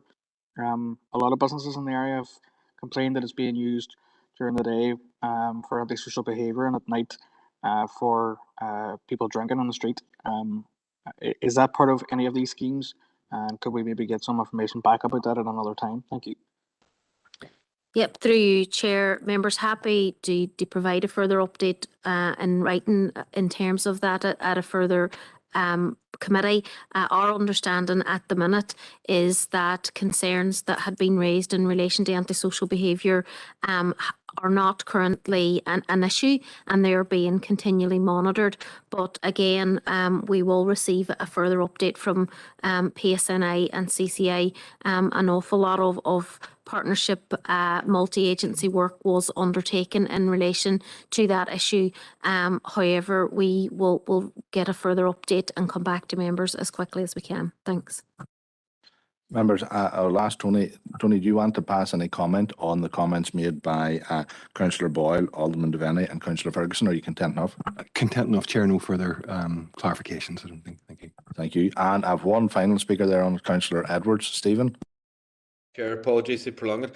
Chair, I think, correct me if I'm wrong, I think this scheme was brought in around the same time as we were looking at pedestrianising Castle Street and Strabane. And I'm wondering, I know that the businesses weren't for it, but I'd just like to ask officers, especially Tony here, is that pedestrianisation of Castle Street and the pilot, is that all scrapped now, Tony? Is that out the window, if you like? I just want to ask that, Chair. Thank you. Thank you, Chair, and thank you, Councillor Edwards. Yeah, that scheme, unfortunately, it was not necessarily pedestrianisation, but it was looking at implementing design-led parklets along certain sections of on-street car parking spaces on Castle Street in Strabane. And unfortunately, following the consultation and engagement with businesses, the majority of businesses had objected to that scheme, whilst there were a number of hospitality businesses were supportive and reliant upon that at that time. Unfortunately, the majority view was very much no, and therefore we did report back into our committee at the time that we were going to take an alternative approach, which was to put some street furniture into the street instead, and that's what we've done. So to answer your question, there are no further proposals from this project for Castle Street. Thank you. Thank you, Tony. And we have one final question on this from Councillor John Boyle. John. Thank you, Chair, and thanks for bearing with me. It was something I meant to ask, and it slipped my mind when I was chatting earlier. And it is a question for officers and for Tony, probably very specifically. Is there any indicative time frame for when the elements of the scheme we're talking about will be removed and the reinstatement of the two-way system? Obviously, our constituents will want to know that. Thank you, Chair, and again, Councillor Boyle. We don't have a specific time frame just yet, but the initial indications from colleagues at DFI Roads is that they would, following today's meeting, they would seek to prioritise its removal. I'm advised that the removal could take in the region of maybe around half a day to remove, with the contractors coming in very early in the morning and just working incrementally throughout the day, just to obviously remove road markings and take out signs, the signs that are on the road. And our colleagues at DFI indicate that the timing and the way in which they would do this would ensure that there is minimal disruption to traffic flow, with an indication that as soon as maybe the road markings were addressed, that they could start to have traffic back flowing on the street very quickly. So I think what we'll do, members, is following today's outcome of today, is that we'll engage with DFI and obviously get some dates post ratification at council at the end of this month. Chair, just briefly, can I propose? I'm sure it probably doesn't need a proposal, that we encourage DFA to expedite the matter as quickly as possible as a priority, and raise it well up their list of priorities. And I know they've got a very long list, and we all know that. But clearly, there's a unanimous voice from across the chamber here today, and I'm sure everybody would agree that it was worth a try. It didn't work, but can we get it back to where it was? Yeah, through you, Chair. Members, we have already engaged with DFA on that point, and will continue to engage with them to ensure that should members, obviously the decision go through today, then we will work with them to have that implemented as quickly as possible. And one last speaker, Alderman Hussey. Thanks, sir. Listen to what Tony said there with regard to DFI coming in the morning, early morning, and doing the work. And I think yourself, Councillor McHugh, Councillor Edwards, will be well aware of situations where general public are asking, can such disruptive work not be done during the night? Our Christmas decorations, for example, go up during the night. So could DFI not be asked to undertake this work during the night? Well, we can certainly ask the question in terms of basically getting the contractors on site in the evening. So yeah, that'll be part of the communication following the meeting. Members, we've went through this item in detail, and members, it has been proposed by Councillor McGinley. It did not get an official seconder. So members, I'm happy to second, Chair John. Councillor Boyle has seconded. Members, I'll deem that that item is declared passed unless I hear contrary to that. So we'll declare that item 10 as proposed by Councillor McGinley, seconded by Councillor Boyle, and declared passed. Move on to item 11, and that's local authority building control membership, and that's Connor. Thanks, Chair. To seek members' approval for council to become a member of the local authority building control, the LABC represents all the local authority building control teams throughout. Proposed, Chair. Proposed by Alderman Hussey, seconded by Councillor McHugh. All members are content. Members, that's the end of that items for decision. We have open for information, and we will move on to item 12, and we have Kathy, who has bared with us here so long, and we have the net zero carbon roadmap, and Kathy's going to bring forward the presentation.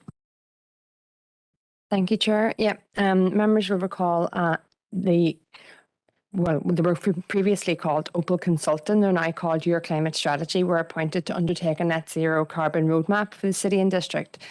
And that was essentially to look at what our emission baselines are, but also to provide a roadmap to achieve our net zero target of 2045 for the city and district. So we presented to the All-Party Climate Emergency Working Group last week the initial findings, and I'm now going to pass over to Andrew Sudman from the consultancy Your Climate Strategy, which are also part of Leeds University, to present the summary of those findings. I think it's important to say as well that this roadmap also mirrors the work that's been going on across other cities and district. So Belfast City Council have a similar roadmap, as do Leeds and other cities, as I say, throughout the rest of the UK. And the roadmap, as I said, provides us with our emission baseline, but it also provides us with the financials behind it. So it looks at the cost for each of the interventions sectorally, but it also looks at the potential payback in terms of economic regeneration and job creation. So I'm going to hand over to Andrew now, who's going to present the slides.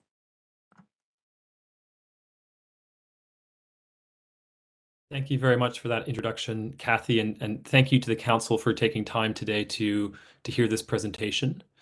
If we move to the next slide.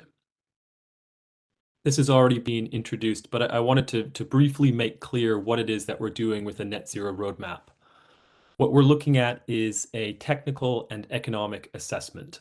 It's bottom-up and place-based, so it's not a national or international model that's being downscaled to Derry and Strabane. We're doing something here that's based on local data to the extent that it's available. We apply around 750 different measures.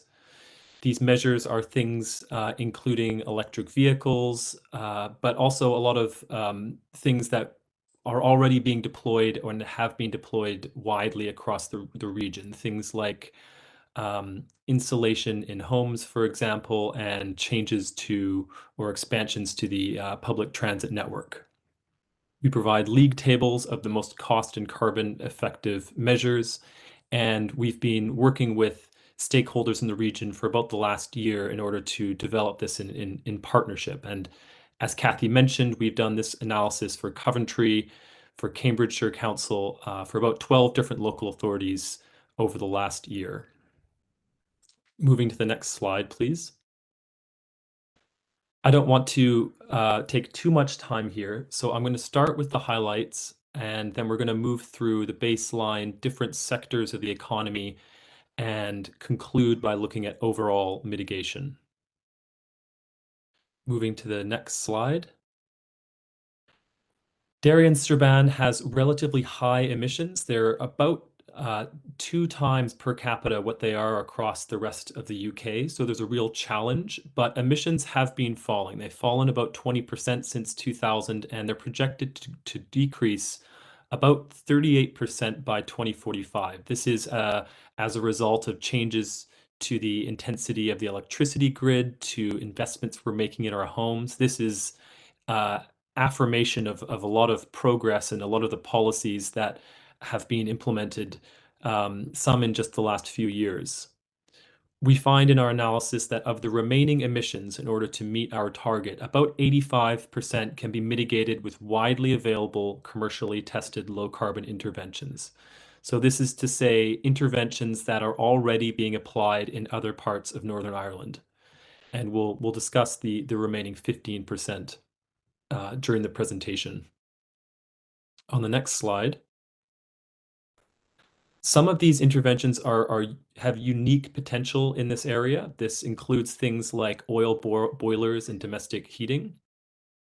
And there's a tremendous opportunity that can come to the local economy from investing in these measures, including more than 12,000 years of employment. Further to that, there's more than 160 million in annual energy savings that could be achieved by 2050 through the application of these measures. And the current energy price situation, although it's clearly on balance a huge burden for the region, it does create an opportunity for some of these measures to pay back more quickly than they would otherwise. So there's a slight silver lining that we should have in our minds. Moving to the next slide. We're going to quickly go through the baseline and business as usual scenario. Next slide. This is what we looked at, or what I spoke to in the first slides. Emissions have been declining. 2 other things to note here. There are 2 sectors that are particularly prominent. One is land use and one is industry.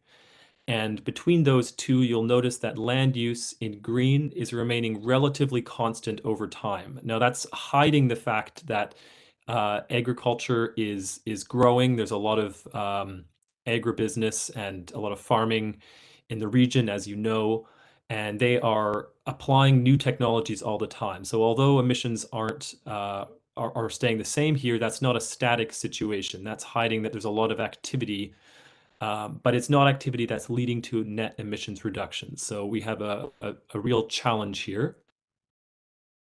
Moving to the next slide. And this is reiterating what I mentioned before. Emissions from dairy and Strabane, they're currently relatively high, and this is because dairy and Strabane is producing a lot of the goods and services and food that are consumed in other places. But it also means that we have a challenge ahead. And to clarify, we're focusing here on scope 1 and 2 emissions. This is the standard in the community's protocol and the standard that's used by the UK and the IPCC. Moving forward. We can move past this as well, please. And we can move past this one as well. I'm cognizant that don't want to move too much past my time limit. Apologies for too many slides here. One thing I do want to focus on is the fact that energy prices, while very high today and anticipated to fall in the next couple of years, are also anticipated to continue to increase over the next couple of decades. Energy bills are estimated at almost 350 million across all sectors in 2021, and we should have data for 2023 very soon. And this is forecast to increase over the next few decades. So there's a real opportunity here to take money that would otherwise be leaving the region and to ensure that it stays in the economy. Moving forward. In order to develop a climate action plan, we first need to develop a budget.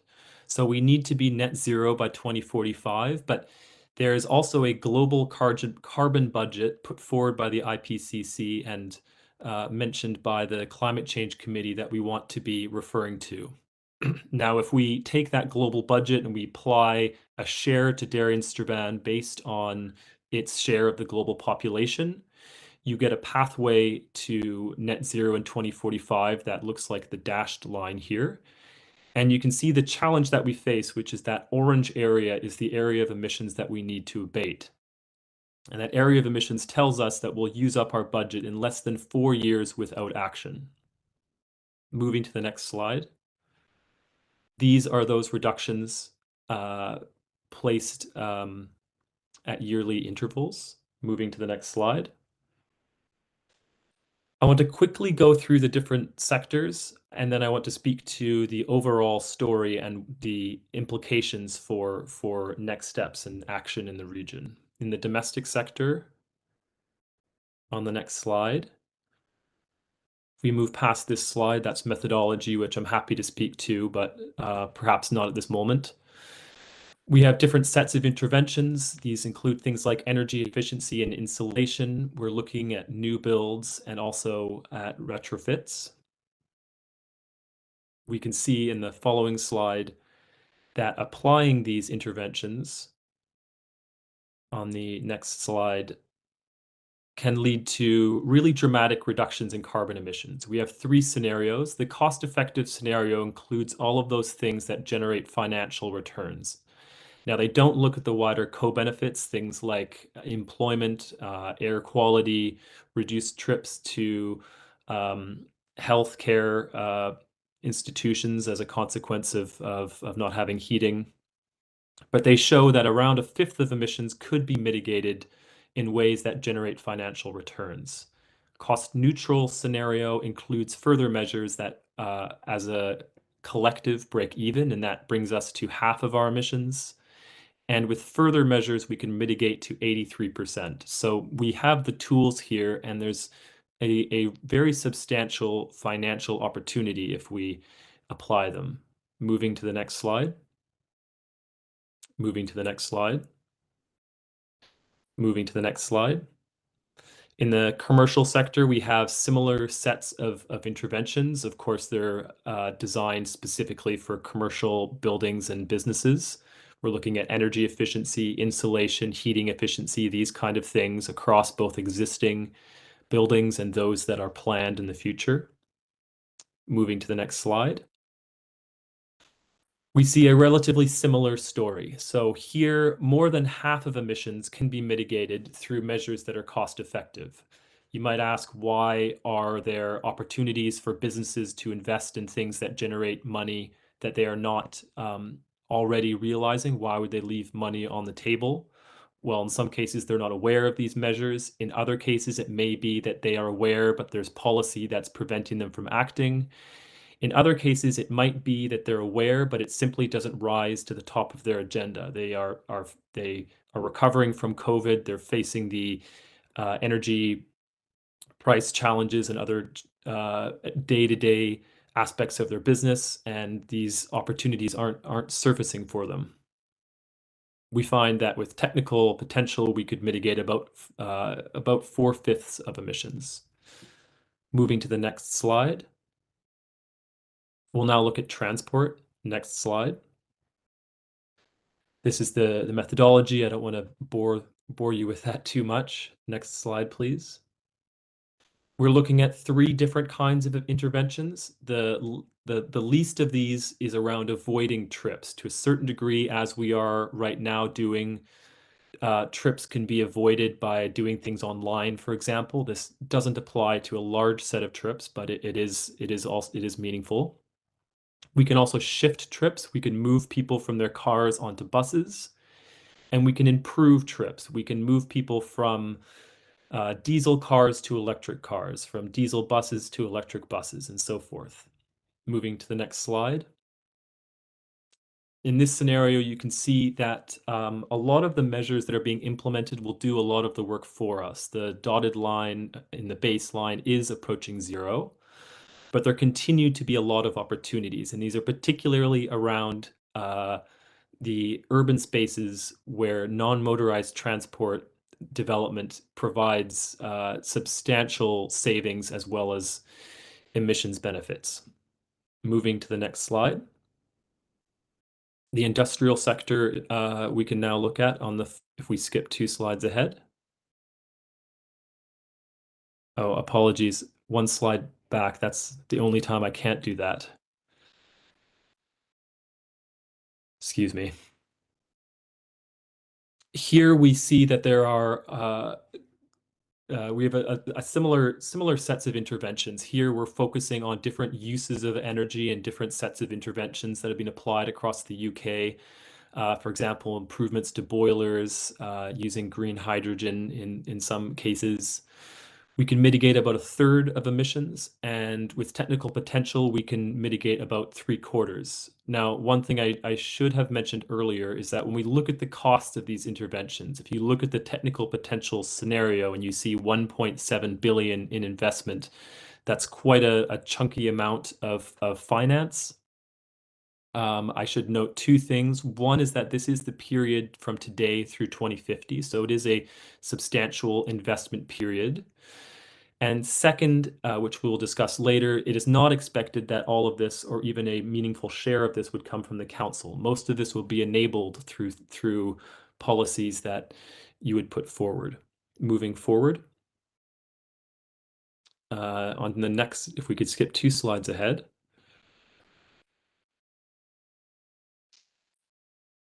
Animal agriculture is the largest land use, comprises the largest area of land use. You probably also know, importantly, peatlands are also quite a large area of land with consequences for emissions. Moving 2 slides ahead. We have different sets of interventions that we're looking at. Important among these are different interventions that can improve the efficiency of land use without necessarily changing the way the way land is used. This includes things like new forms of fertilizers and new kinds of farming practices that reduce emissions while in many cases improving yields and improving productivity. We also look at interventions that shift some uses of agricultural land, drawing on the CCC. Moving to the next slide. You can see here that we have different scenarios. In the baseline scenario, you can see that animal agriculture continues to dominate. In the most aggressive scenario, in which we have replicated what the Climate Change Committee has developed at the national level, there is a relatively significant amount of afforestation that takes place. Moving to the next slide. This is what these scenarios look like in terms of our carbon emissions. In the low ambition scenario, what we're doing is we're maintaining the uses of land as they are today, and we're simply applying different efficiency measures. In the medium ambition scenario, we are shifting approximately 24% of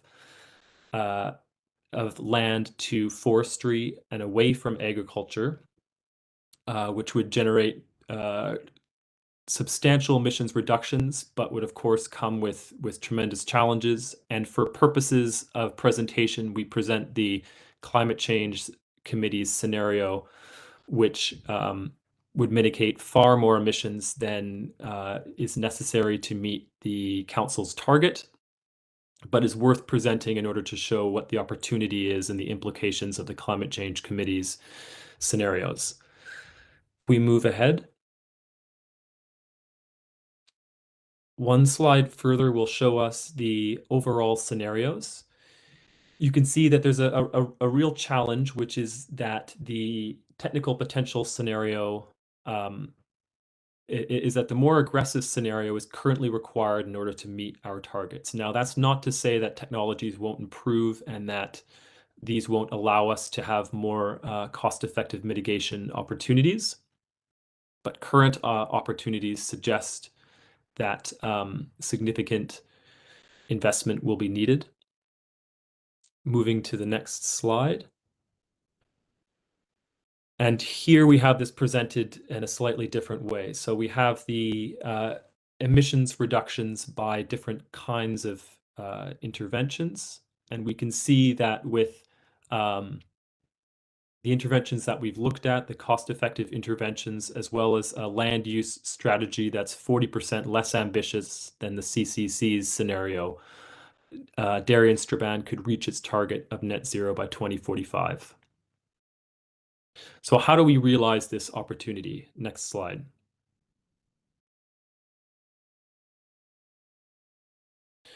Well, there are a wide variety of ways that the council can affect local emissions. This includes narrowly the things directly under the control of the council. It moves to, out more widely to procurement and commissioning. And then, as was very appropriately just discussed, it also includes things like place shaping, which were the parklet scheme, which unfortunately didn't sound very successful, showcasing partnerships and engaging and communicating with stakeholders, including businesses and the public. So there's a wide variety of interventions that can be of ways that the council can realize this opportunity. Moving to the next slide.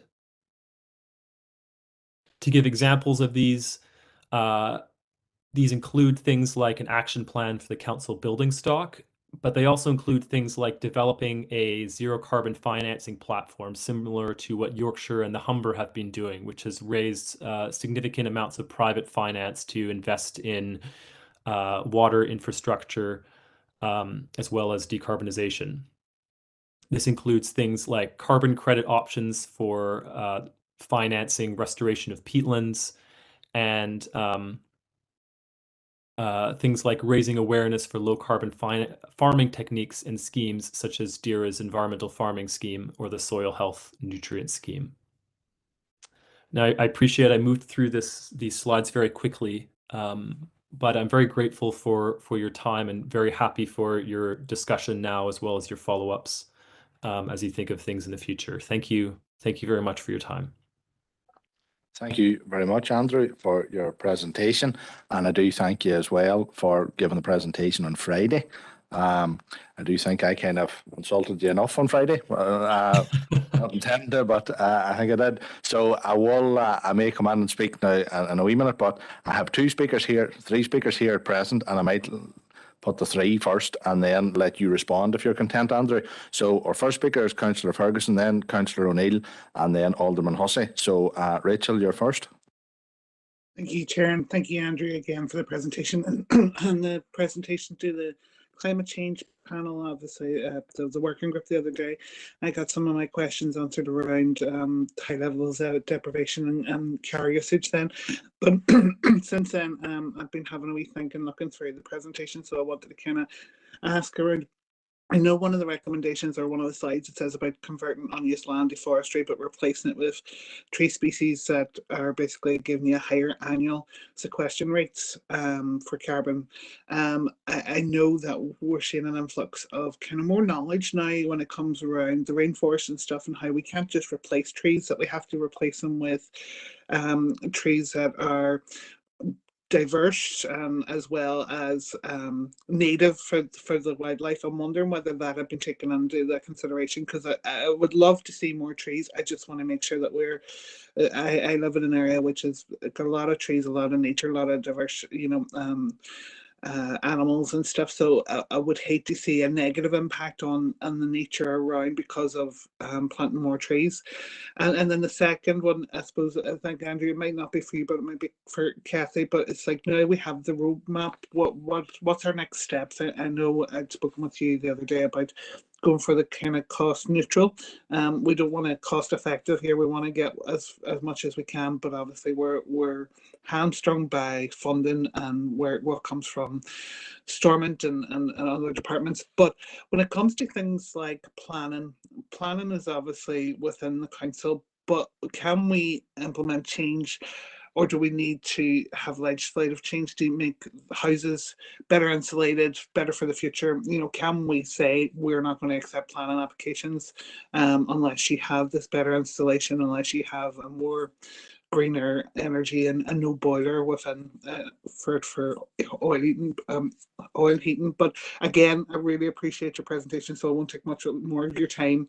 But I just thought they're the other questions I was thinking about. Thank you. I will bring in Councillor O'Neill, and then I'll bring in after that Andrew. Maeve. Thank you, Chair, and thank you, Andrew, again for your presentation. It was good to get a sneak preview of it on Friday at the Climate Change Working Group. So thank you. I suppose I've been thinking since Friday, particularly around the energy question. And there was actually a spotlight program last night on data centres and the amount of energy that they're using. So right now in the south, there's more than 70 data centres, and they're using 14% of the country's electricity. But the projections from the authorities is that by 2030, all I think it's 30% of all of Ireland's power that'll go into data centres, and that's as much electricity as all the households in Ireland are using. So there's a big question there about that carbon footprint of data centres. In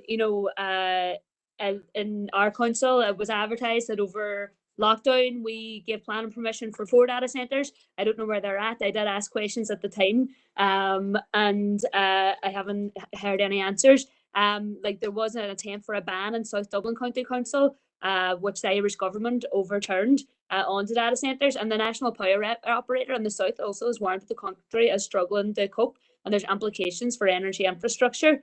So I just think there's a big warning there about more corporations like data centres taking a whole lot more than what the ordinary person is using. And I know on Friday I had mentioned the gold mine, the Dalradian gold mine in particular, which will impact our council area, and the carbon impact and the environmental harm, never mind the carbon impact that would have.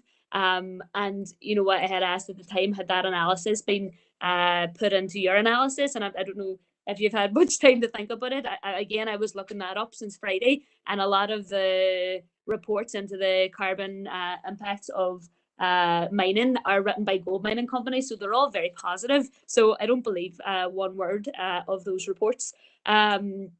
I think when it comes to agriculture, there's serious opportunity here, and I don't know why we wouldn't, particularly in this time of a climate crisis, why we would be less ambitious given the opportunities. But again, our government has been so negligent and so harmful to the environment with its agricultural policies, in particular going for growth, which aim to reduce the number of small farms and have more large industrial size farms, which again is much more harmful for the planet and doesn't actually support small family farms, which is incredibly important. And there's opportunities, as I mentioned Friday, around forestry farming and hedgerows and all sorts of things that EU policy has dictated and from swings and roundabouts over the last 50 years.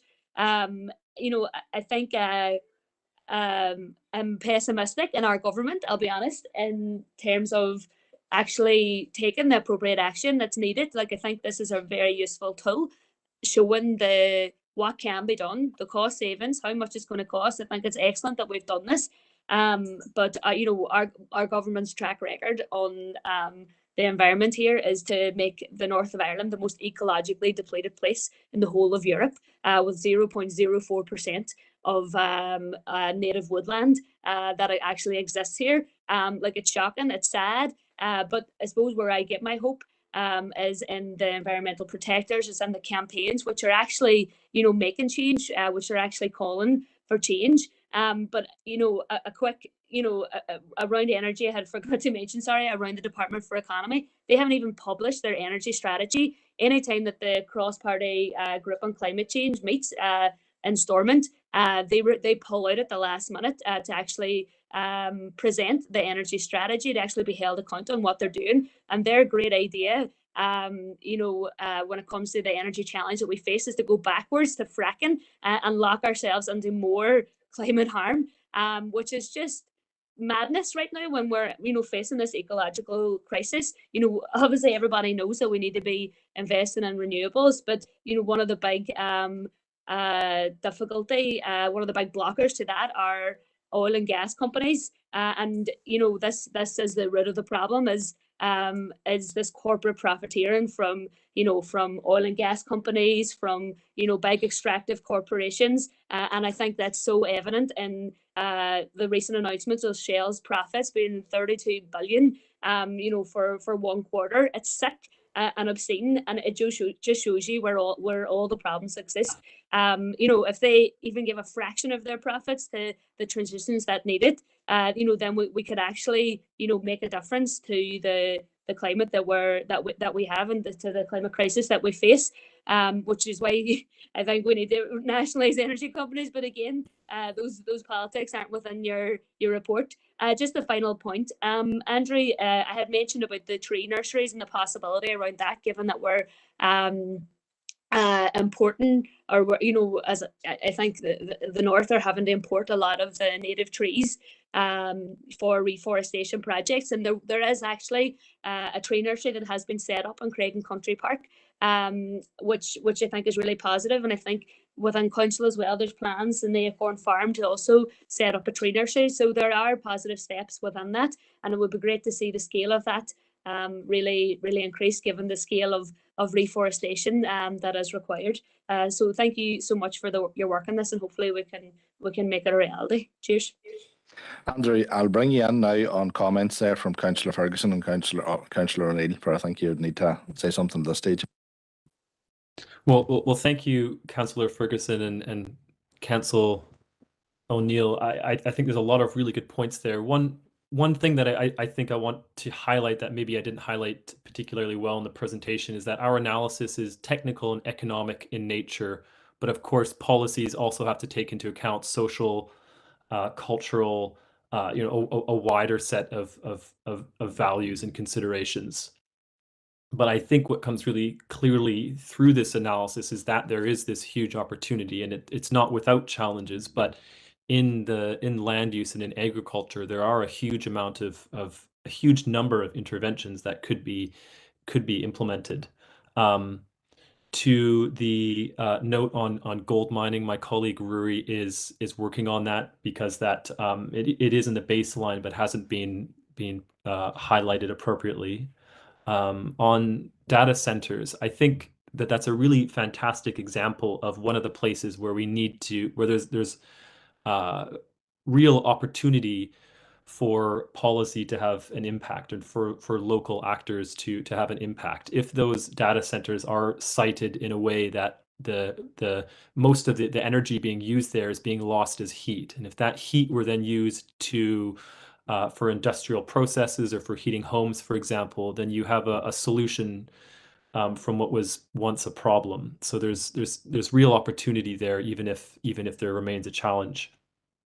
To the question and the point about trees, we do look at different kinds of trees. I think the challenge here is that using native woodland provides it provides both benefits for resilience and benefits for biodiversity. It does not necessarily produce the level of carbon credits or some of the financial benefits of some of the other tree options. So we can highlight in our report some of those trade-offs.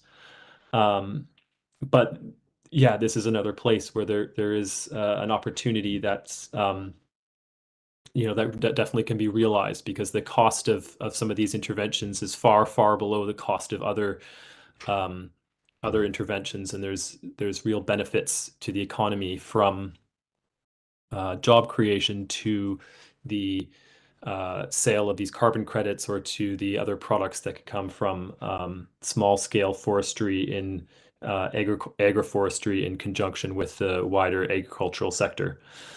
To the question about how this can be all realized, I think it's important to see that this report can highlight particular places the council could make specific investments, but lots of other places where it may want to play an advocacy role. And it's not my position at all to determine what that should be, but there's lots of opportunities to look at the evidence here and to see how the council should position itself, or to see where it might want to work more closely with stakeholders in the region who they could support and enable through different actions. So there's many different ways that the evidence from this report can be used. And I'm not sure, Kathy, if you wanted to comment on that more specifically. Yep, thank you for that, Andrew.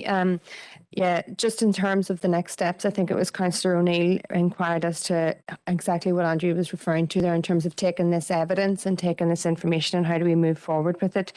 The next step really is to develop a wider strategy for council, because as Andrew pointed out, this is a technical and financial report, and we need to look at this in the wider holistic sense, to look at the societal and the policy context, and also alongside that start to look at the governance and the collaboration that's needed. I think Andrew mentioned earlier that this can't be delivered by council alone, so we need to look at what those structures are, and members will be reminded we do have a multi-agency climate working group that met just before Christmas, and we're rejuvenating that, and we're looking at how we can bring all the key stakeholders and players together and what that might look like for the Northwest. And crucially, to take the information within this report and develop a detailed action plan and a project pipeline. There's lots of other great work that's going on in this area, specifically with Conor and his team around energy. There's the regional energy strategy. So there's lots of things that we need to plug into here in terms of getting those projects identified, in terms of things like energy, but also the nature-based solutions. We've heard a lot this evening about afforestation, about nature-based solutions in agriculture. So we need to do a more detailed mapping exercise to really understand where, even within council's own estate, those opportunities are for nature-based solutions and for the right tree in the right place, as they often say. And then we need to think about how we're going to pay for all of this. So one of the things we're looking at the moment is a finance and investment plan for the city and district that looks beyond just the traditional funding streams, but looks at green finance and investment, and looking at those, business and industry opportunities that we need to really leverage for the Northwest going forward. I think that really is a very quick summary of the next steps and what we're going to do with this report. So I'll pass to you, Chair. Thank you very much, Kathy. Thank you very much, Andrew. Alderman Hussey wish to come in and pass comment? Thank you, and thank you for the presentation, Andrew. Quite interesting. The progressive path for the reductions, starting out from your 20 Millennium 2000 baseline 20% reduction in to the present day 20 plus years, then seeking a 40% reduction over the next 3 years, then a 28% over the following 5 years, and progressively 8, 1 and 1 over the subsequent 5 years. I imagine the process, as you go on into the process, you do what you can, and it becomes more difficult as you go along to cut. So I find it difficult to understand, if it took 20 plus years to reduce by 20%, how you envisage 40% over the next 3 years, according to the diagrams that we were shown. And I imagine that much of that is expected by incentivization for people to change. So where's the incentivization going to come from? Changing your oil boiler to ground source or whatever all of those methodologies might be, mindful of the times that we're in. We're in an austere period. So where is this incentivization going to come from? I'd be concerned that there's an over-reliance on land use, and too much emphasis being placed on our people who are involved in land use. I represent a mainly rural area, and I just wonder, is there an overdependence on our agricultural community to feed into this? I can see the reductions that are looked at in the diagrams that we looked at with regard to domestic, commercial, industrial, and that's where the incentivization comes in. But I'd be concerned that too much pressure, too much reliance, and the reliance on the pressure on our landowners to make the change. Yes, it would be nice to see more forests, but at the same time, I'm sorry, I'm somebody who likes to see a steak on my plate on a Sunday, and just that concern of an over reliance on land use to achieve the end product. Thank you, Chair. Thank you, Alderman Hussey. And I'll just speak very briefly, Andrew, and then I'll let you come on the couple of questions. Yes, I give you a good enough rattle, to be fair, on Friday at the climate meeting, and in regards to it, and land use was one thing, the costing was one. You did explain it on Friday, so we did go through that. You have mentioned there in regards to not making trips, which is in there. And to be fair, we have 4 out of 14 who are present, and the other 10 are online. So we are taking those things on board, and we have done that in regards to COVID. One question there, well, in regards there, it's the offsetting. We detailed, we went through it on Friday, about the 90% is effectively agriculture to a certain extent, be it peatlands or forestry or crop or animal agriculture is stated there. In regards to it there, you did state in that there you're anticipating a 30%, or well, looking at it that we would need to put 30% of the land use within our council area into forestry. And I asked the question Friday, but I didn't just pick up your response in that regard. Would that be 30% coming out of the animal agriculture, or can that 30% coming out of the grassland, or out of the? Can any of that be on peatland, or is that predominantly out of the animal agriculture? That 30% is a question in regards to it. I do thank you for the presentations there, and I've been able to go through it in more detail, so it is appreciated, and the work that you put into it as well. Another comment was mentioned about the reduction or the change there of farming practices, so reducing your livestock, reducing your cattle, moving more to sheep. And to be fair, I don't know about the room man here, but my father-in-law has far too many sheep, like a pile of men with sheep, and as the man says, I couldn't tell you the last time I ate a bit of lamb. I mightn't even thank you for it. We don't in the main eat lamb. You know, we'll eat away at beef. We'll eat away at beef and pork, sausages or bacon or anything like that, but we don't eat lamb. So effectively then, if you're pushing us more into, you're still agriculture, you're pushing us more into sheep, you know, we're exporting that because we're not eating it. You know, it's beef is what we're eating, you know, and that's what we're working with. So, you know, you're still the problem of importing that if we're trying to reduce. But as I say, and again, was comments by others there, you know, to force this through. And again, I know you're not forcing it through in your report. The Farmers Union still have that report that was done by KPMG in regards to an 86% reduction in stock. And that 86% reduction in stock, and it's not the intensive farms, as some people refer to. Intensive farming, a lot of people refer to as the poultry industry and the pork industry. And they're 11% reductions to meet these CO2 emissions. The cattle and the sheep are an 86% reduction. And that then is, your beef is one of your main products is being consumed. You know, so again, you're pushing then, if we're not producing it, we're importing it. And then, as we stated as well, we're 2.5%, or sorry, 2.5 times, we are 2.5 times less carbon in our production of beef than the global average. So again, the wee phrase that I use, and I apologise, and I'll use it again though, is the report's all well and good, but it's a wee bit like the glass of water out into the bonfire. You know, it's not going to make a massive deal. But as I say, it's not a personal dig. But again, I do thank you for that. The other thing is, sorry, what I was referring to there, and that potential 86% reduction is that if that was to come on, that'll wipe out the farms. The small farms that was mentioned are gone. They're barely profitable at present. They're gone. You'll only have big farms. You will have large farms, and all the smaller farms will be letting the ground and connector to the big farms, and that's what'll happen. So you will be an industrial-sized farms. You will have the men weigh 10 or 20,000 beef cattle, and they'll be all over the country. You know, like those big farms that are out in New Zealand and places like that. That's what it'll be. It will be. You want to see global farming or industrial farming on big scale. That's what'll happen if you wipe out the small farms. But sorry, that's just my only point. And the last wee point there I was going to mention was, you know, it's all well and good, the whole wee thing there. I don't see, maybe I've missed it, as the CO2 emissions in regards to the airport that we have in our council area. Maybe I have missed that in there, you know, and what that, because I mean, that's my view's not offsetting anything. And, you know, it seems to be the lower end, the Derg and the Sperrin that would be offsetting the bulk of it compared to what would be offset in that part of the Faughan.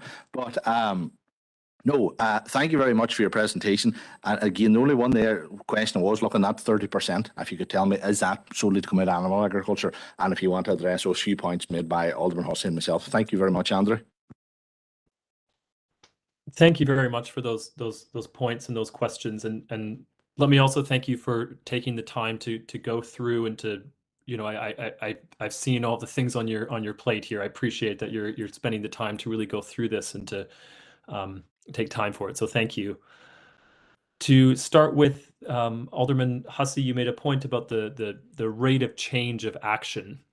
And I don't want to understate the degree to which I think the report shows that there's a real challenge, but I would say that with the implementation of a lot of the kinds of measures we're looking at, that what you see in other technologies is that they start slowly in adoption and then rapidly pick up. And the example people often use is with smartphones. So, you know, nobody had heard of an iPhone in 2008, and not everybody, not me yet, but many people owned them just a few years later. So you move from 1% to 2% to 10% to everyone in a period of time. Now, that doesn't apply to all of the things we're looking at in this kind of analysis, but you do see that in the case of many of the things we're looking at, and that's the kind of change that we're trying to model and to understand and to develop the evidence around. In terms of incentivization for different kinds of these interventions, I think there's no escaping the challenge being faced, but you do see that a lot of these things are first of all, they come with financial returns. You could see from the analysis that there's this big chunk of emissions that can be reduced in a way that generates financial returns or that is cost neutral, and that isn't yet considering some of the wider benefits that we should be thinking about, including job benefits, cleaner air, less burden on the healthcare sector, these kind of things. To shift to land use, which is clearly obviously a big question. We are looking at 30% shift just from animal agriculture. We focus there because that is it is ruminants where you have by far the most emissions. I think there are a few things that it's important for us to bear in mind. So first of all, our analysis is far less dire than that of KPMG's. We're looking at, in our scenario, we find that with current technology, a required shift in land use, that's about a third of what the CCC is suggesting. So that, I think, is something that we should bear in our minds. There's a degree to which there's a lot less of a challenge than some people are finding in their work, and that is something we should be really hopeful about. We should also bear in our mind that currently we have a production-based approach to emissions analysis. So that means that the emissions footprint of places that produce beef is going to be a lot higher than places that consume a lot of beef. And if only Dairy and Strabane acted on emissions from beef and cattle, and beef and cattle came from other places to consumers, then of course there'd be no benefit. But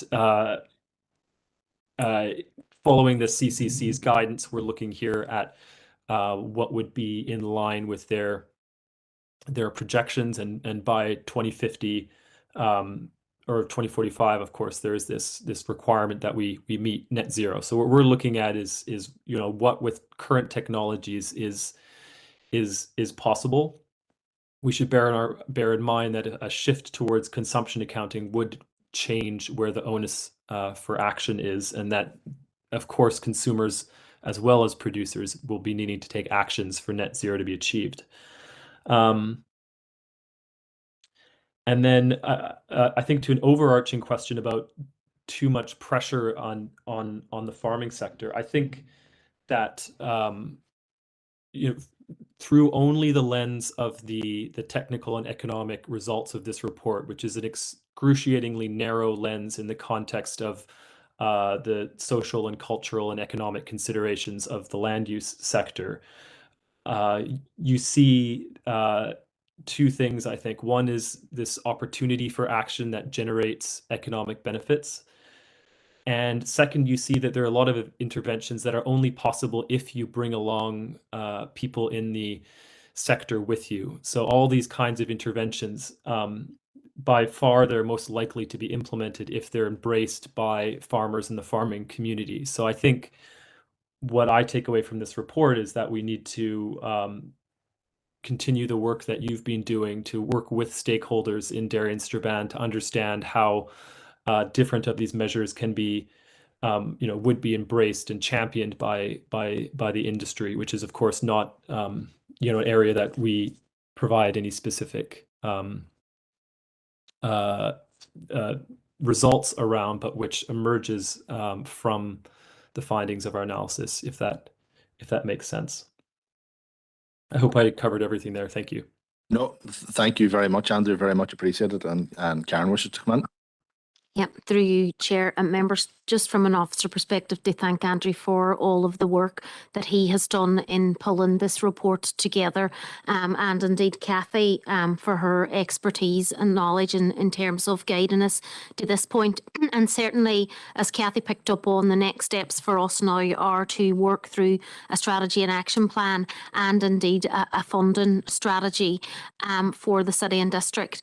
I think, just members, it's important to note as well that we aren't alone in this journey, and certainly in terms of the central government perspective, we do have the climate legislation now in place within Northern Ireland, and we are aware that the civil servants are actively working, led by DERA, on developing a climate action plan for the region.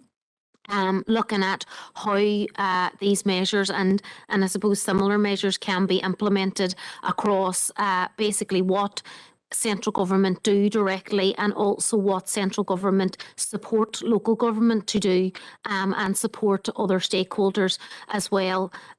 So we believe that doing this work and the information that we have will put us in a very good position to be able to take up opportunities of any, for example, funding opportunities that come from central government in looking to try and implement the climate action plan. So certainly we will have done our homework, we'll have evidence, all which is important in terms of funding applications that go forward. And certainly just really, I suppose, in terms of the engagement with central government, certainly I attended on behalf of John a central local government stakeholder event on the climate action plan recently, and one of the principal pillars within any action on climate recognised by central government and indeed in the legislation was that of just transition, and that again is very important.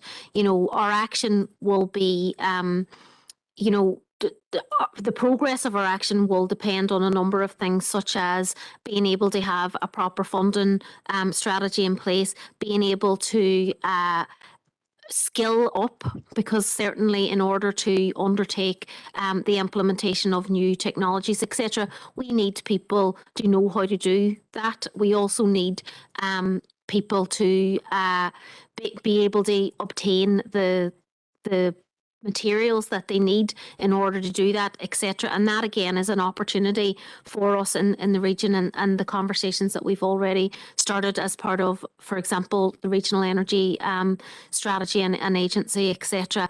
So all of these things are hugely challenging. However, you know, the good work that we've done as a council over the last number of years puts us in a good position to be able to respond as we're moving forward. And it's really good to see central government, certainly in Northern Ireland now, implementing, you know, their climate action plan, their energy strategy, their circular economy strategy, etc. And hopefully that will provide opportunities for us moving forward. So thank you, Chair. Thank you, Karen. Do you want to comment Yeah, briefly? just a brief one. I really appreciate what Karen just outlined there, and for the funding strategy, and to ensure that that funding comes from where it should come from. We all know the difficulties that all local authorities face.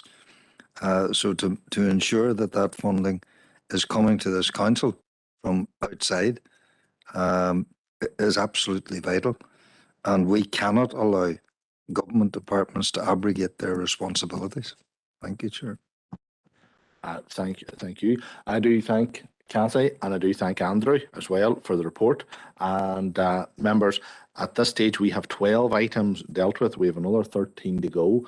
I know I haven't had to do it so far, but we will stop for a 5-minute comfort break and then we will come back if we're content enough to do that. So we'll just pause now at this stage. Thank you, members.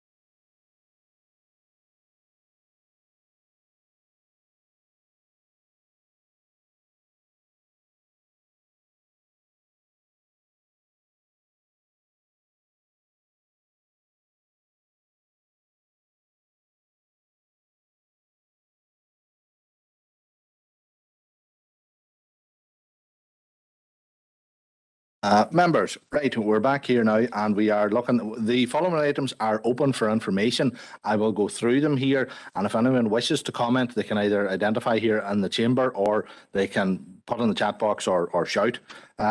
So our item 13 is the Environment and Regeneration Director 6-month progress report, and the first speaker I have is Alderman Hussey. Thank you for the report, and I'm actually being a wee bit cheeky here. I'm using page 109 under Environment Department, Street Cleansing, Public Realm, Refuse Collection, etc., to mention litter picking.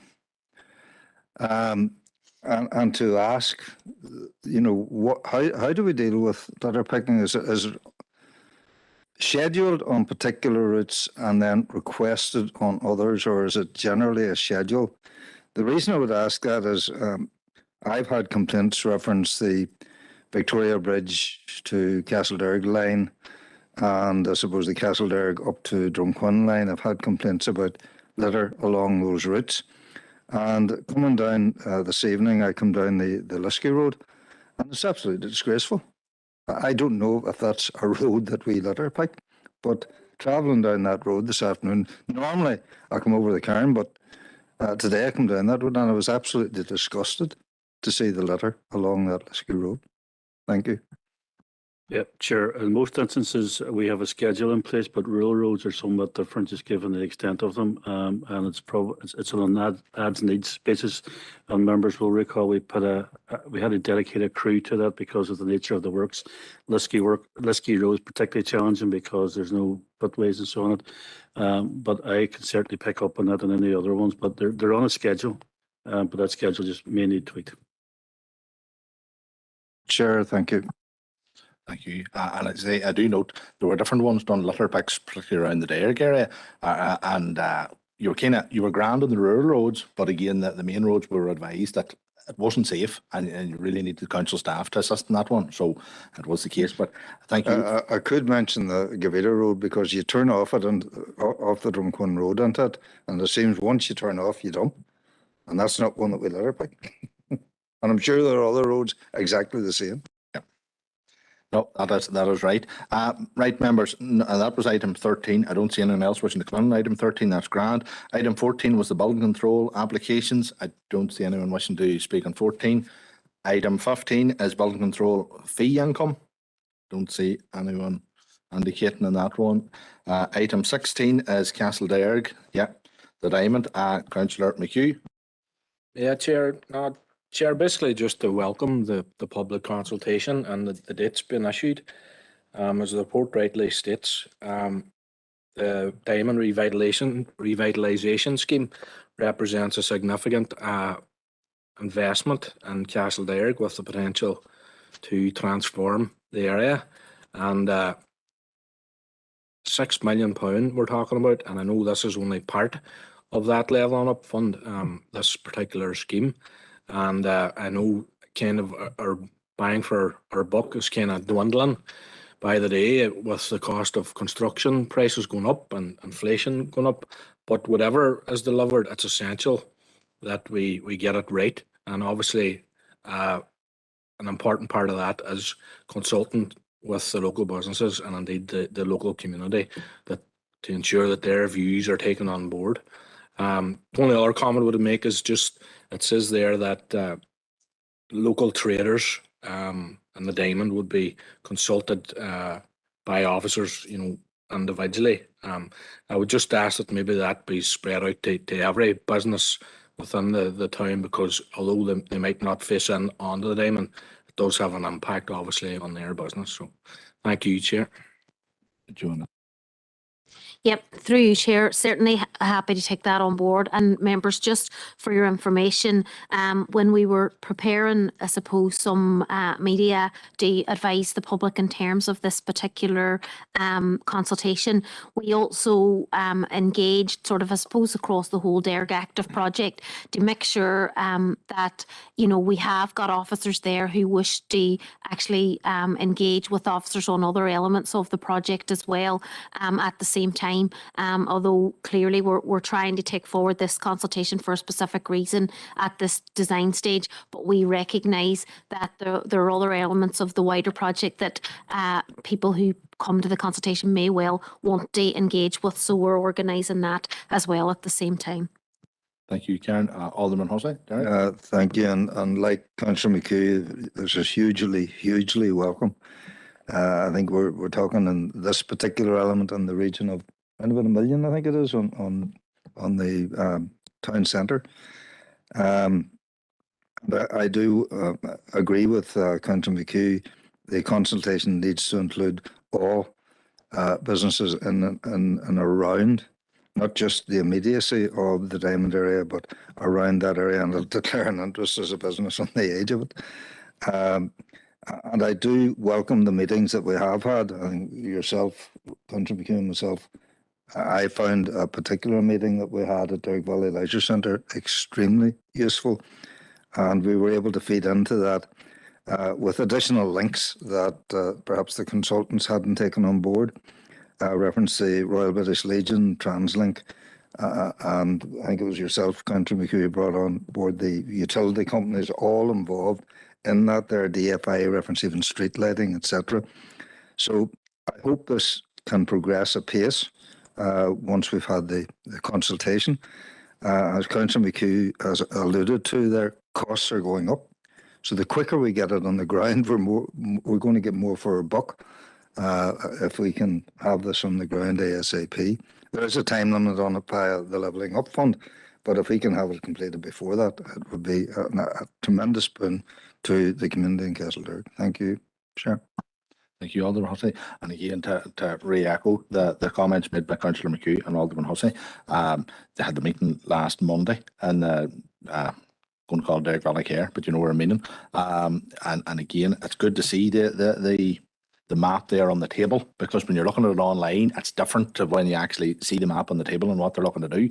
But it is that scenario of those wee bits and pieces that, as you say, that maybe the consultant isn't as aware, you know, in regards to where the buses are parking, where bus shelters are, where this, that, and the other. So it's just getting that, but it's getting this public consultation and getting the input, because let's be fair, as the Derrick councillors know, there's not a massive amount of users for that Diamond area. You know, there's not many activities or events were ever held in that Diamond area. There was a few numbers of groups held events, but it wasn't as widely used as maybe it could have been, maybe due to the road layout or whatever. But it's good to see it. But again, we really need the people, the input from the local traders and from the people, because I mean, some people may well look at that, what's been done, and might think, not getting a wild pile for money. You know, I know we need investment, but again, just depends who you speak to. When they look at it, they mightn't think, hey, money doesn't go too far. But I'm very glad. No. So it's not there, but no, very, very content with item 16 at present. Right, we'll move on from that. Item 17 is the what is that? The introduction of a deposit return scheme of our what's that? Drinks containers is what I've written down. I can't read my own writing. In England, Wales, and Northern Ireland, and that as Maeve O'Neill wishes to comment. Councillor O'Neill. Thanks, Chair. Yeah, so I think it's very welcome to see this initiative happen and coming in. Like, you know, we almost had deposit return schemes in the past with our milk bottle man, our mineral man. They were all men back in the day. So I think this is you know, positive that, like, you know, government is beginning to introduce this scheme. I think it's a mistake to not include glass within the scheme, given its ability to be washed quite well. I'm just wondering, do council officers have any insight as into why glass wasn't included? And just within, you know, obviously there's going to be a return for these bottles into within the deposit return scheme. If these bottles end up in our residual waste and we manage to separate them, or even, sorry, in our recycling waste, will it be council that gets the money back from the isolation and separation of those items from our household waste streams? And just kind of like again on glass bottles, and there still exists the main man, and and different glass bottle reuse schemes. Is there, do you think within this scheme will there be support from central government to bring back like the reusable milk bottle, or the reusable mineral bottle, and things like that, would go house to house, in the way that it used to? Thank you. I'll bring in Alderman Hussey and then bring Conor in. Councillor Neil will be delighted to know that I'm totally in agreement with what you just said. I'm one of those who grew up gathering milk bottle, or not milk bottles, but lemonade bottles to go to the matinee on a Saturday, etc. And then in my own particular business, when I first moved into that business, the glass bottles, they were put into the case, taken back by the supplier, washed and reused. They did away with that, and it's now NRBs, which I cannot understand, to be totally honest. And I believe that glass should be within that. And indeed, I would have no issue with the milkman doing the rounds again, and the cow's nest at the door, and the pint bottles there, and whatever, and the empties left out. But also with regard then to other containers, again, we see our roadsides, etc., littered with these materials, and many of them are drink containers. It obviously makes sense to put a deposit scheme in place, and not just 5p or whatever, a good, worthwhile deposit scheme that will entice, if not force people to say, all right, I'll bring the cans back to the shop with me or whatever. Thank you, Chair. Thanks, Chair. Yeah, we have no detail as to why glass wasn't included in the scheme for Northern Ireland. It has been included for Scotland and Wales, but not for England and Northern Ireland. We can only surmise at this stage that it's connected in some way to the EPR scheme, and that there are some other proposals coming forward with that. The ambition is the same, as to collect and ensure that as much glass as is possible is reused and recycled. But again, we don't have details of that scheme in terms of EPR, and unlikely to see it until early next year. In terms of plastic and cans, drinks cans, within the blue bins, as we say in 3.5 of the scheme, the proposal is that councils would benefit from that, but it's a mechanism in terms of how we would quantify what bottles or what number of bottles and cans or so on are in the bin, because that information will come only from the reprocessor. So we have to devise a mechanism to capture that. And the sum being talked about is 20 pence per container. So whether that's a plastic bottle or a can, and that will be the refund. So the upfront cost will be increased by 20 pence, but the consumer, in theory, will be able to reclaim that 20 pence every time they push the container back in again. But there's more detail to come, and once we have that, we'll bring a further report to members. Thank you. Councillor Neil has a quick question on it. Councillor Neil. Thanks, Chair, for letting me back in. I suppose it's just in response to what Conor was saying there about the recovery of those materials. Would that have an impact on how we collected our resources at a household level? Yeah, and again, that's some of the detail that we have to work through. Potentially, if the scheme is working properly, you would imagine that people will take the drinks containers and their plastic bottles and cans back to a recovery point and claim the funds directly. So in theory, we could be lifting less material. But again, we just need to see the outworkings of that and what that will look like in reality. Some of the questions are, how are those who are charged with ensuring that their containers are brought back in? How are they going to put the infrastructure in place? It's recognised that councils have a collection methodology and system in place. So we have bins, we have bin lorries, we have reprocessing systems. And why would you maybe look to supplement or replace that when there's an existing regime in place? But the detail around that in terms of will councils be compensated for putting that collection system in place be covered? And I think that's the detail we need to tease out. Thank you, Conor. Moving on to item 18, a flooding update, and I do have Councillor Martin Riley and then Councillor Norris. Martin. Thanks very much, Chair. And can I start by thanking officers? It's good to see this item on the agenda, given previous experiences. And just as supposed to ask officers at the bottom of page, I think it's 141 of the report, it touches on the Drumahoe Eglinton situation. Previously, the department had said they would come back to us before the end of 2022, and the last line on that page is now saying at the earliest during 2023. I'm just wondering, is that meant to be at the earliest during spring 2023, or is there any additional information officers can give in terms of the time frame from when we'll hear from the department? Thanks, Chair. And I'll ask Councillor Norris to come in as well, and then officers can respond to the two. Thank you, Chair, for bringing me in. Very similar to Councillor Riley. My question would be, when they come back to council, are they going to come back to us and present? No, we have really no presentation from them at all. You know, I know they talk to some resilience groups and stuff like that, you know, but we don't really have a contact with them at all, you know. The next question would be, likes of, it says Drumahoe, Eglinton, and then it talks, you know, a wee bit in Craig and Country Park. But there is, so when they talk about Eglinton, there was houses in Tamnairn, the Tamnairn Road, Strathfoyle. My own mother's house in Strathfoyle, water was lapping up at the door, you know. So there's other areas, and they just don't seem to be coming back to us, you know, Chair. Thank you.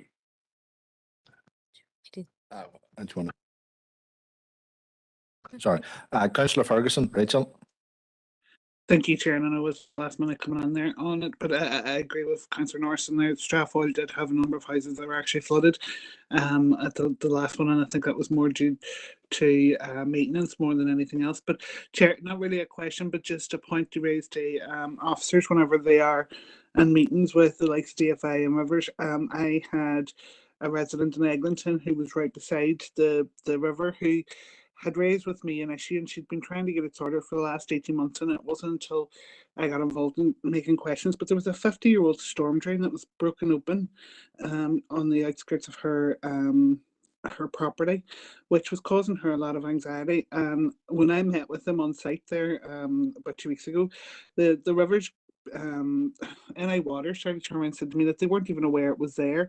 But now, thankfully, it is getting replaced. It's going to get a brand new storm drain put in, hoping for May, whenever the weather's a bit better. But I think there needs to be a bit of feedback here that there's storm drains and there's flood alleviations that they're not even aware it's broken, and it's causing residents a lot of concern.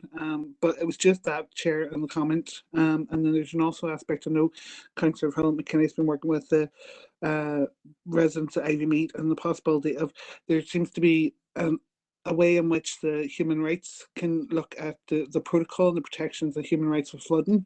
So it is something that I'll take offline and chat with officers after that, because it can actually try and help force the department to actually put in improvements sooner rather than later. But just that feedback, Chair. Thank you. Yeah, through you, Chair, and members, thank you for those helpful comments. Just to make members aware, firstly, you know, we do contact the department. They asked for the updates as members have requested. Officers do not have ongoing regular meetings with the department in terms of flooding. We do not, you know, that's not a statute responsibility for council. So I do not have resources within the directorate in effect to follow up on every flooding incident with DFI. And, you know, certainly we do where members request us to do so individually, but that's not something that's a statutory function of council. It's not our responsibility, and we do not have dedicated resources to deal with flooding within council. So it's just for information. You know, obviously, if we had, then obviously members would have to make those resources available through the rates estimates process. In terms of some of the comments that members have picked up in terms of contacts with DFI, you know, members, if you're so minded, you know, we do now have a contact within DFI, both for the DFI roads manager in terms of some of the issues that relate to flooding via roads, and we also have got a relevant director within DFI Rivers who is responsible for DFI Rivers. Members, if you wish us to write to those individual officers and ask them to come and present to the committee, then certainly that's something that we can do. And certainly if members are minded to request that, then we can put that in. Obviously, we do have we have a few people coming in March, and then obviously we do have HERDA, but certainly if members were minded to do that, we most certainly can recommend and request that officers attend and answer questions from members in relation to flooding. Councillor Norris and then Alderman Hussey. Thank you so much, Karen, for that. I would propose that, if that's possible. Hussey? Take on board the point made there, but in the Ulster Council, we used to have a system whereby the different electoral areas met with officials on a series, a series of meetings, maybe half an hour, 3/4 of an hour, and dealt with the issues in your own electoral area.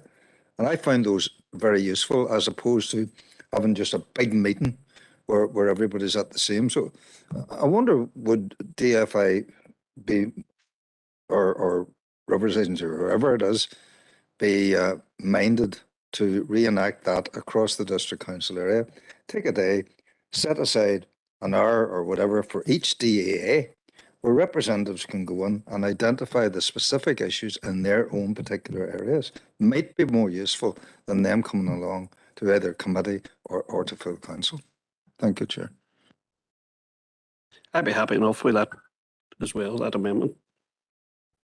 So that you're content to make that proposal, that Alderman Hussey's comments, and propose that? Yes, it's just to get that flow of conversation. That's the key. And sorry, yeah, 100%, Alderman Hussey, and seconded, supported by Councillor Riley as well. Through you, Chair, members, certainly we can write that correspondence to the relevant officers and ask them if they would be willing, and we'll update members accordingly whenever they come back. Thank you. Thank you, members. Moving on to item 19 is the Maboy update. I have 3 speakers who are going to be brief, and that is Councillor O'Neill, Councillor Duffy and Councillor Ferguson. So Maeve O'Neill, you're first. Maeve. Thanks, Chair. So just briefly, it was great to see there the Buried podcast had over 400,000 listeners in its first week, which I'm told is exceptional when it comes to listenership. So it's really great to see again the work that they've done and the light that it's shone on the continued mess that is Maboy and scandal. Yesterday, a number of us attended the stakeholder meeting in Eglinton, and it was very helpful in identifying the detail of what's actually in Maboy. And it's great to see that hopefully we'll soon be reaching a resolution on the criminal trial. But I think it's not just those people on trial who are to blame for Maboy, and just to make the point that attention shouldn't be taken away from the systemic failure of environmental regulation, which allowed Maboy to go unchallenged for over 10 years despite numerous warnings. And I was just, like, I'd sent around the Ombudsman report after the last month's E&R committee meeting. So I just wanted to hear officers' thoughts on that Ombudsman's report. Now they'll have had a wee bit of time to look at it. Just again, briefly on the public inquiry at the stakeholder meeting yesterday, it was explained that in order to have blocked Edwin Putz's decision to shelve the public inquiry, it was explained to us that a single minister expressing concern would have been enough to require Putz's decision to come before the executive. So that means that when Putz made that decision, that not one member of the executive, which is the SLP, Sinn Féin and the UUP and the Alliance Party, did actually anything about that. So we need to really examine why nobody spoke out against the public inquiry happening. And again, just lastly on the A6, Chair, this was again discussed at the stakeholder meeting yesterday, and there's still no commitment that a new environmental impact assessment or habitats assessment will be done for the A6 road. That they've written, I checked the detail that was sent to ourselves, but so they've written that they will only consider the need for one, but they won't actually commit to actually doing one. And this is problematic given that their initial environmental impact assessment completely ignored the existence of Maboy, despite repeated warnings from civic society. And you know, the reality of this is that consultants were paid by DFI from the public purse to fail on this assessment on such a spectacular scale. And you know, DAERA continues to work with DFI in preparation for the new stretch. We were informed yesterday, this new stretch of the A6, but it's still without any public engagement. And I think we as a council need to call for that public engagement to happen if they, you know, are planning, if plans progress on the A6. Thank you. Thank you, Councillor O'Neill. I'll bring in Councillor Duffy. Alex? Good Chair. I would like to agree with and just repeat the same as Councillor O'Neill there on the success of that podcast. I know it meant a lot to the local people at Strathfoyle, where it featured the recordings of Joe Ferguson. Just on the last meeting, the ENR meeting, there was a proposal put on that we write to Water NI Water, sorry, and asked them about the delegation. Now, it's not within the correspondence of this of the papers were published, but just since the published papers, has there been anything since then? Thank you, Chair. Thank you, Councillor Duffy. We will take all the speakers here if you're content enough, members. Councillor Ferguson, Rachel? Thanks, Chair, and I'll not keep you long. It's just to welcome the report, and I didn't get to the consultation yesterday, unfortunately, because of ongoing meetings, but I've been trying to work my way through the presentation, and I think even in the last, since joining council, even in the last 6 months, we've seen a real push of trying to identify exactly what is on the site and what could be done, and looking at the preliminary options and knowing that we had other deputations and seeing the level of detail is very much welcome, and also to welcome the podcast. It has been a great highlight, which highlighted the fact that we do need answers, and we do need things like the Ombudsman's full report, which I note within this report we've sent out the letter. So just that, Chair. Thank you. Thank you, Councillor Ferguson. Councillor Norris? Thank you, Chair, for bringing me on. The same as some of the other councillors. I was at the meeting yesterday as well. You know, it was my first workshop that I've seen. What I'd sort of commented on, I wrote down, you know, the first slide that they started with and the last slide that they ended with was remove what needs to be removed, treat what needs to be treated, monitor what needs to be monitored. You know, what I seen was a great movement. And what they're doing, they had a lovely triangle, you know, where they were showing where they were at in the process, you know. This is a 43-hectare site that you all know. Like, it's a massive site. I grew up in Strathfoyle, I'm not far from it, you know, so, like, there's a lot of stuff. What they've done, they've zoned out 9 zones now, and they've actually said it was actually 10 zones, but they haven't actually really looked at the car park sort of area yet. But there's a lot of stuff on there. This is going to be a massive engineering feat to get this out. Like, some of the zones was 16 meters deep of some of the waste, you know, and the other ones were 13 meters, 12.5 meters of waste. Some domestic, some no. There's various, like, and it's a big undertaking to even get to the level where they're at now. You know, the only problem, the only thing that I see is where the public lies with it. So they've put this up now on their website and told us to link it and share it. You know, I asked them sort of after the meeting, the whole team, you know, would they come and present, you know, and they're very hesitant about the whole court case, which I understand, you know, but it's up here now in the public. It's a very technical presentation, you know, to go through. I think if you actually, I asked them, could they, concise it down and the sort of layman's terms to see where we could present that, you know, and put it out, because some of the public attended the meeting yesterday and that was their comments, you know, they think that there's something being hidden from them, you know, and it's up there on the website, so it's not hidden from anybody, you know, so I would like to see it out there, if you know what I mean. Thank you. Thank you, Councillor Norris. And the last speaker is Alderman Hussey. Derek? Thank you, Chair. And like a couple of others, I attended the meeting. I had to leave early to be back here for 4 o'clock for another meeting.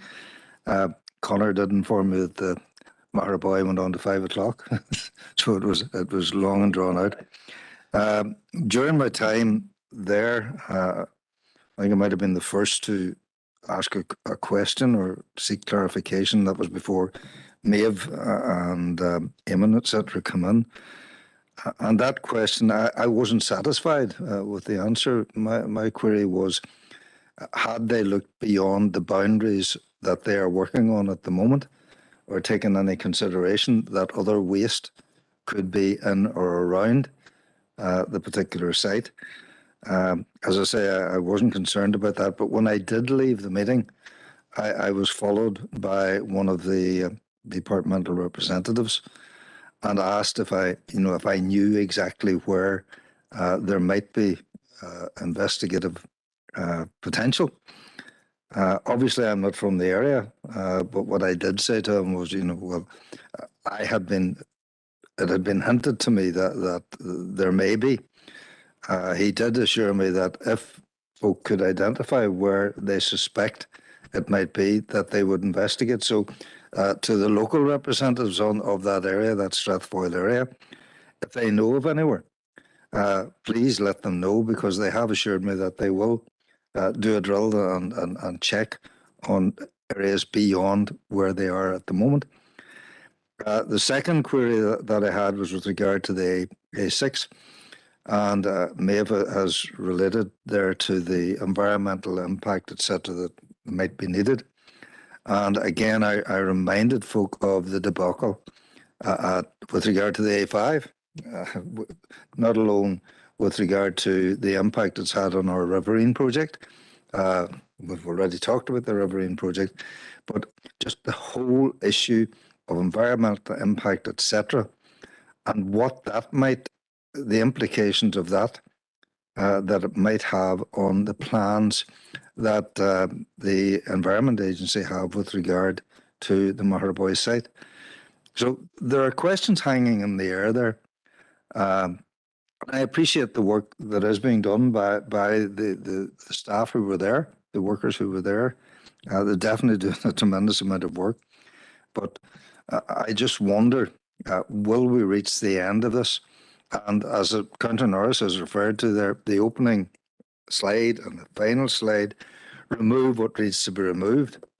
And I just wonder, will they be removing what needs to be removed? Thank you, Chair. Karen. Through you, Chair, members, I'll just pick up on a couple of questions that are a couple of comments that members picked up on. I think just first in terms of Councillor O'Neill, the thanks for including officers in terms of the Ombudsman report that's been circulated to key staff for their consideration. In terms of Councillor Duffy, I will follow up and see what's happening with the Northern Ireland request for members to actually visit Carnmoney water treatment works. And in terms of Councillor Norris's point, in terms of DERA presenting to the committee, we have made that request, and DERA have said that they would be happy to come and present to the committee once the criminal case is finished. I believe from the report today, that's now scheduled for the 24th of February. So hopefully that will be as quickly as we can get them in afterwards. So thank you, Chair, and happy to circulate the minutes to the DERA team ahead of the next committee meeting as well. Thank you. Thank you. Members, sorry, Councillor O'Neill, you put on there DFI originally. Conversation. Yeah, there. Yeah. Yeah, we'll note your comments in the chat box there, Councillor O'Neill. Moving on to item 20, and that's the Ivy Terrace update, and Councillor McGinley. Emma. Good Chair. I just wanted to highlight this report. I know it's just on there for an update, but my party colleague Patricia Logue has been working really hard to try and get this issue resolved for residents and between Ivy Terrace and around that area in relation to the Japanese knotweed. So as a party, we're really grateful for the coordination of council officers for speaking with the housing executive and local residents. We understand that the council doesn't have any ownership in that area, but the coordination is appreciated. And we're glad to see that the housing executive have now secured the external funding from DFC to treat the Japanese knotweed and clear the overgrown plants and that are in the area. So it was just to highlight that and just to, as I say, give our appreciation for the work that's gone on it. Gormega. Thank you, Councillor McGinley, for your comments. Councillor O'Neill wishes to comment. Maeve. Yeah, thanks, Chair. It's just to thank officers, for their work on this as well, because I think, the housing executive needed a little encouragement to actually do this work. I'm just wondering, obviously there's a spray regulation guidelines and things for Japanese knotweed. Will there be signs going up for the final spray? I know that our council has very good and progressive policies when it comes to pesticides and things, but the other public authorities don't have as progressive policies as ourselves. So I'm just wondering, for local residents to know when spraying's happening, because obviously, but Japanese knotweed being an invasive species requires more toxic sprays. Thanks. I'll bring in Alderman Hussey as well, Derek. Just briefly, later on we'll be looking at Mornside Walk, Cyan Mills, and Councillor Edwards and myself were on site there, and again Japanese knotweed was identified in and around that area. So I hope that somewhere along the line that will be taken on board as we progress the detail with regard to Mornside Walk. Thank you, Chair. Through you, Chair, certainly we can follow that up with the housing executive. I do know that their maintenance teams do have a lot of experience of dealing with invasive species, but we'll certainly make that point. Thank you, Chair. Members, I am looking for a proposal to go into confidential. So propose Alderman Hussey. I'll second. Second with Councillor McGinley. We'll wait to see now when we're offline.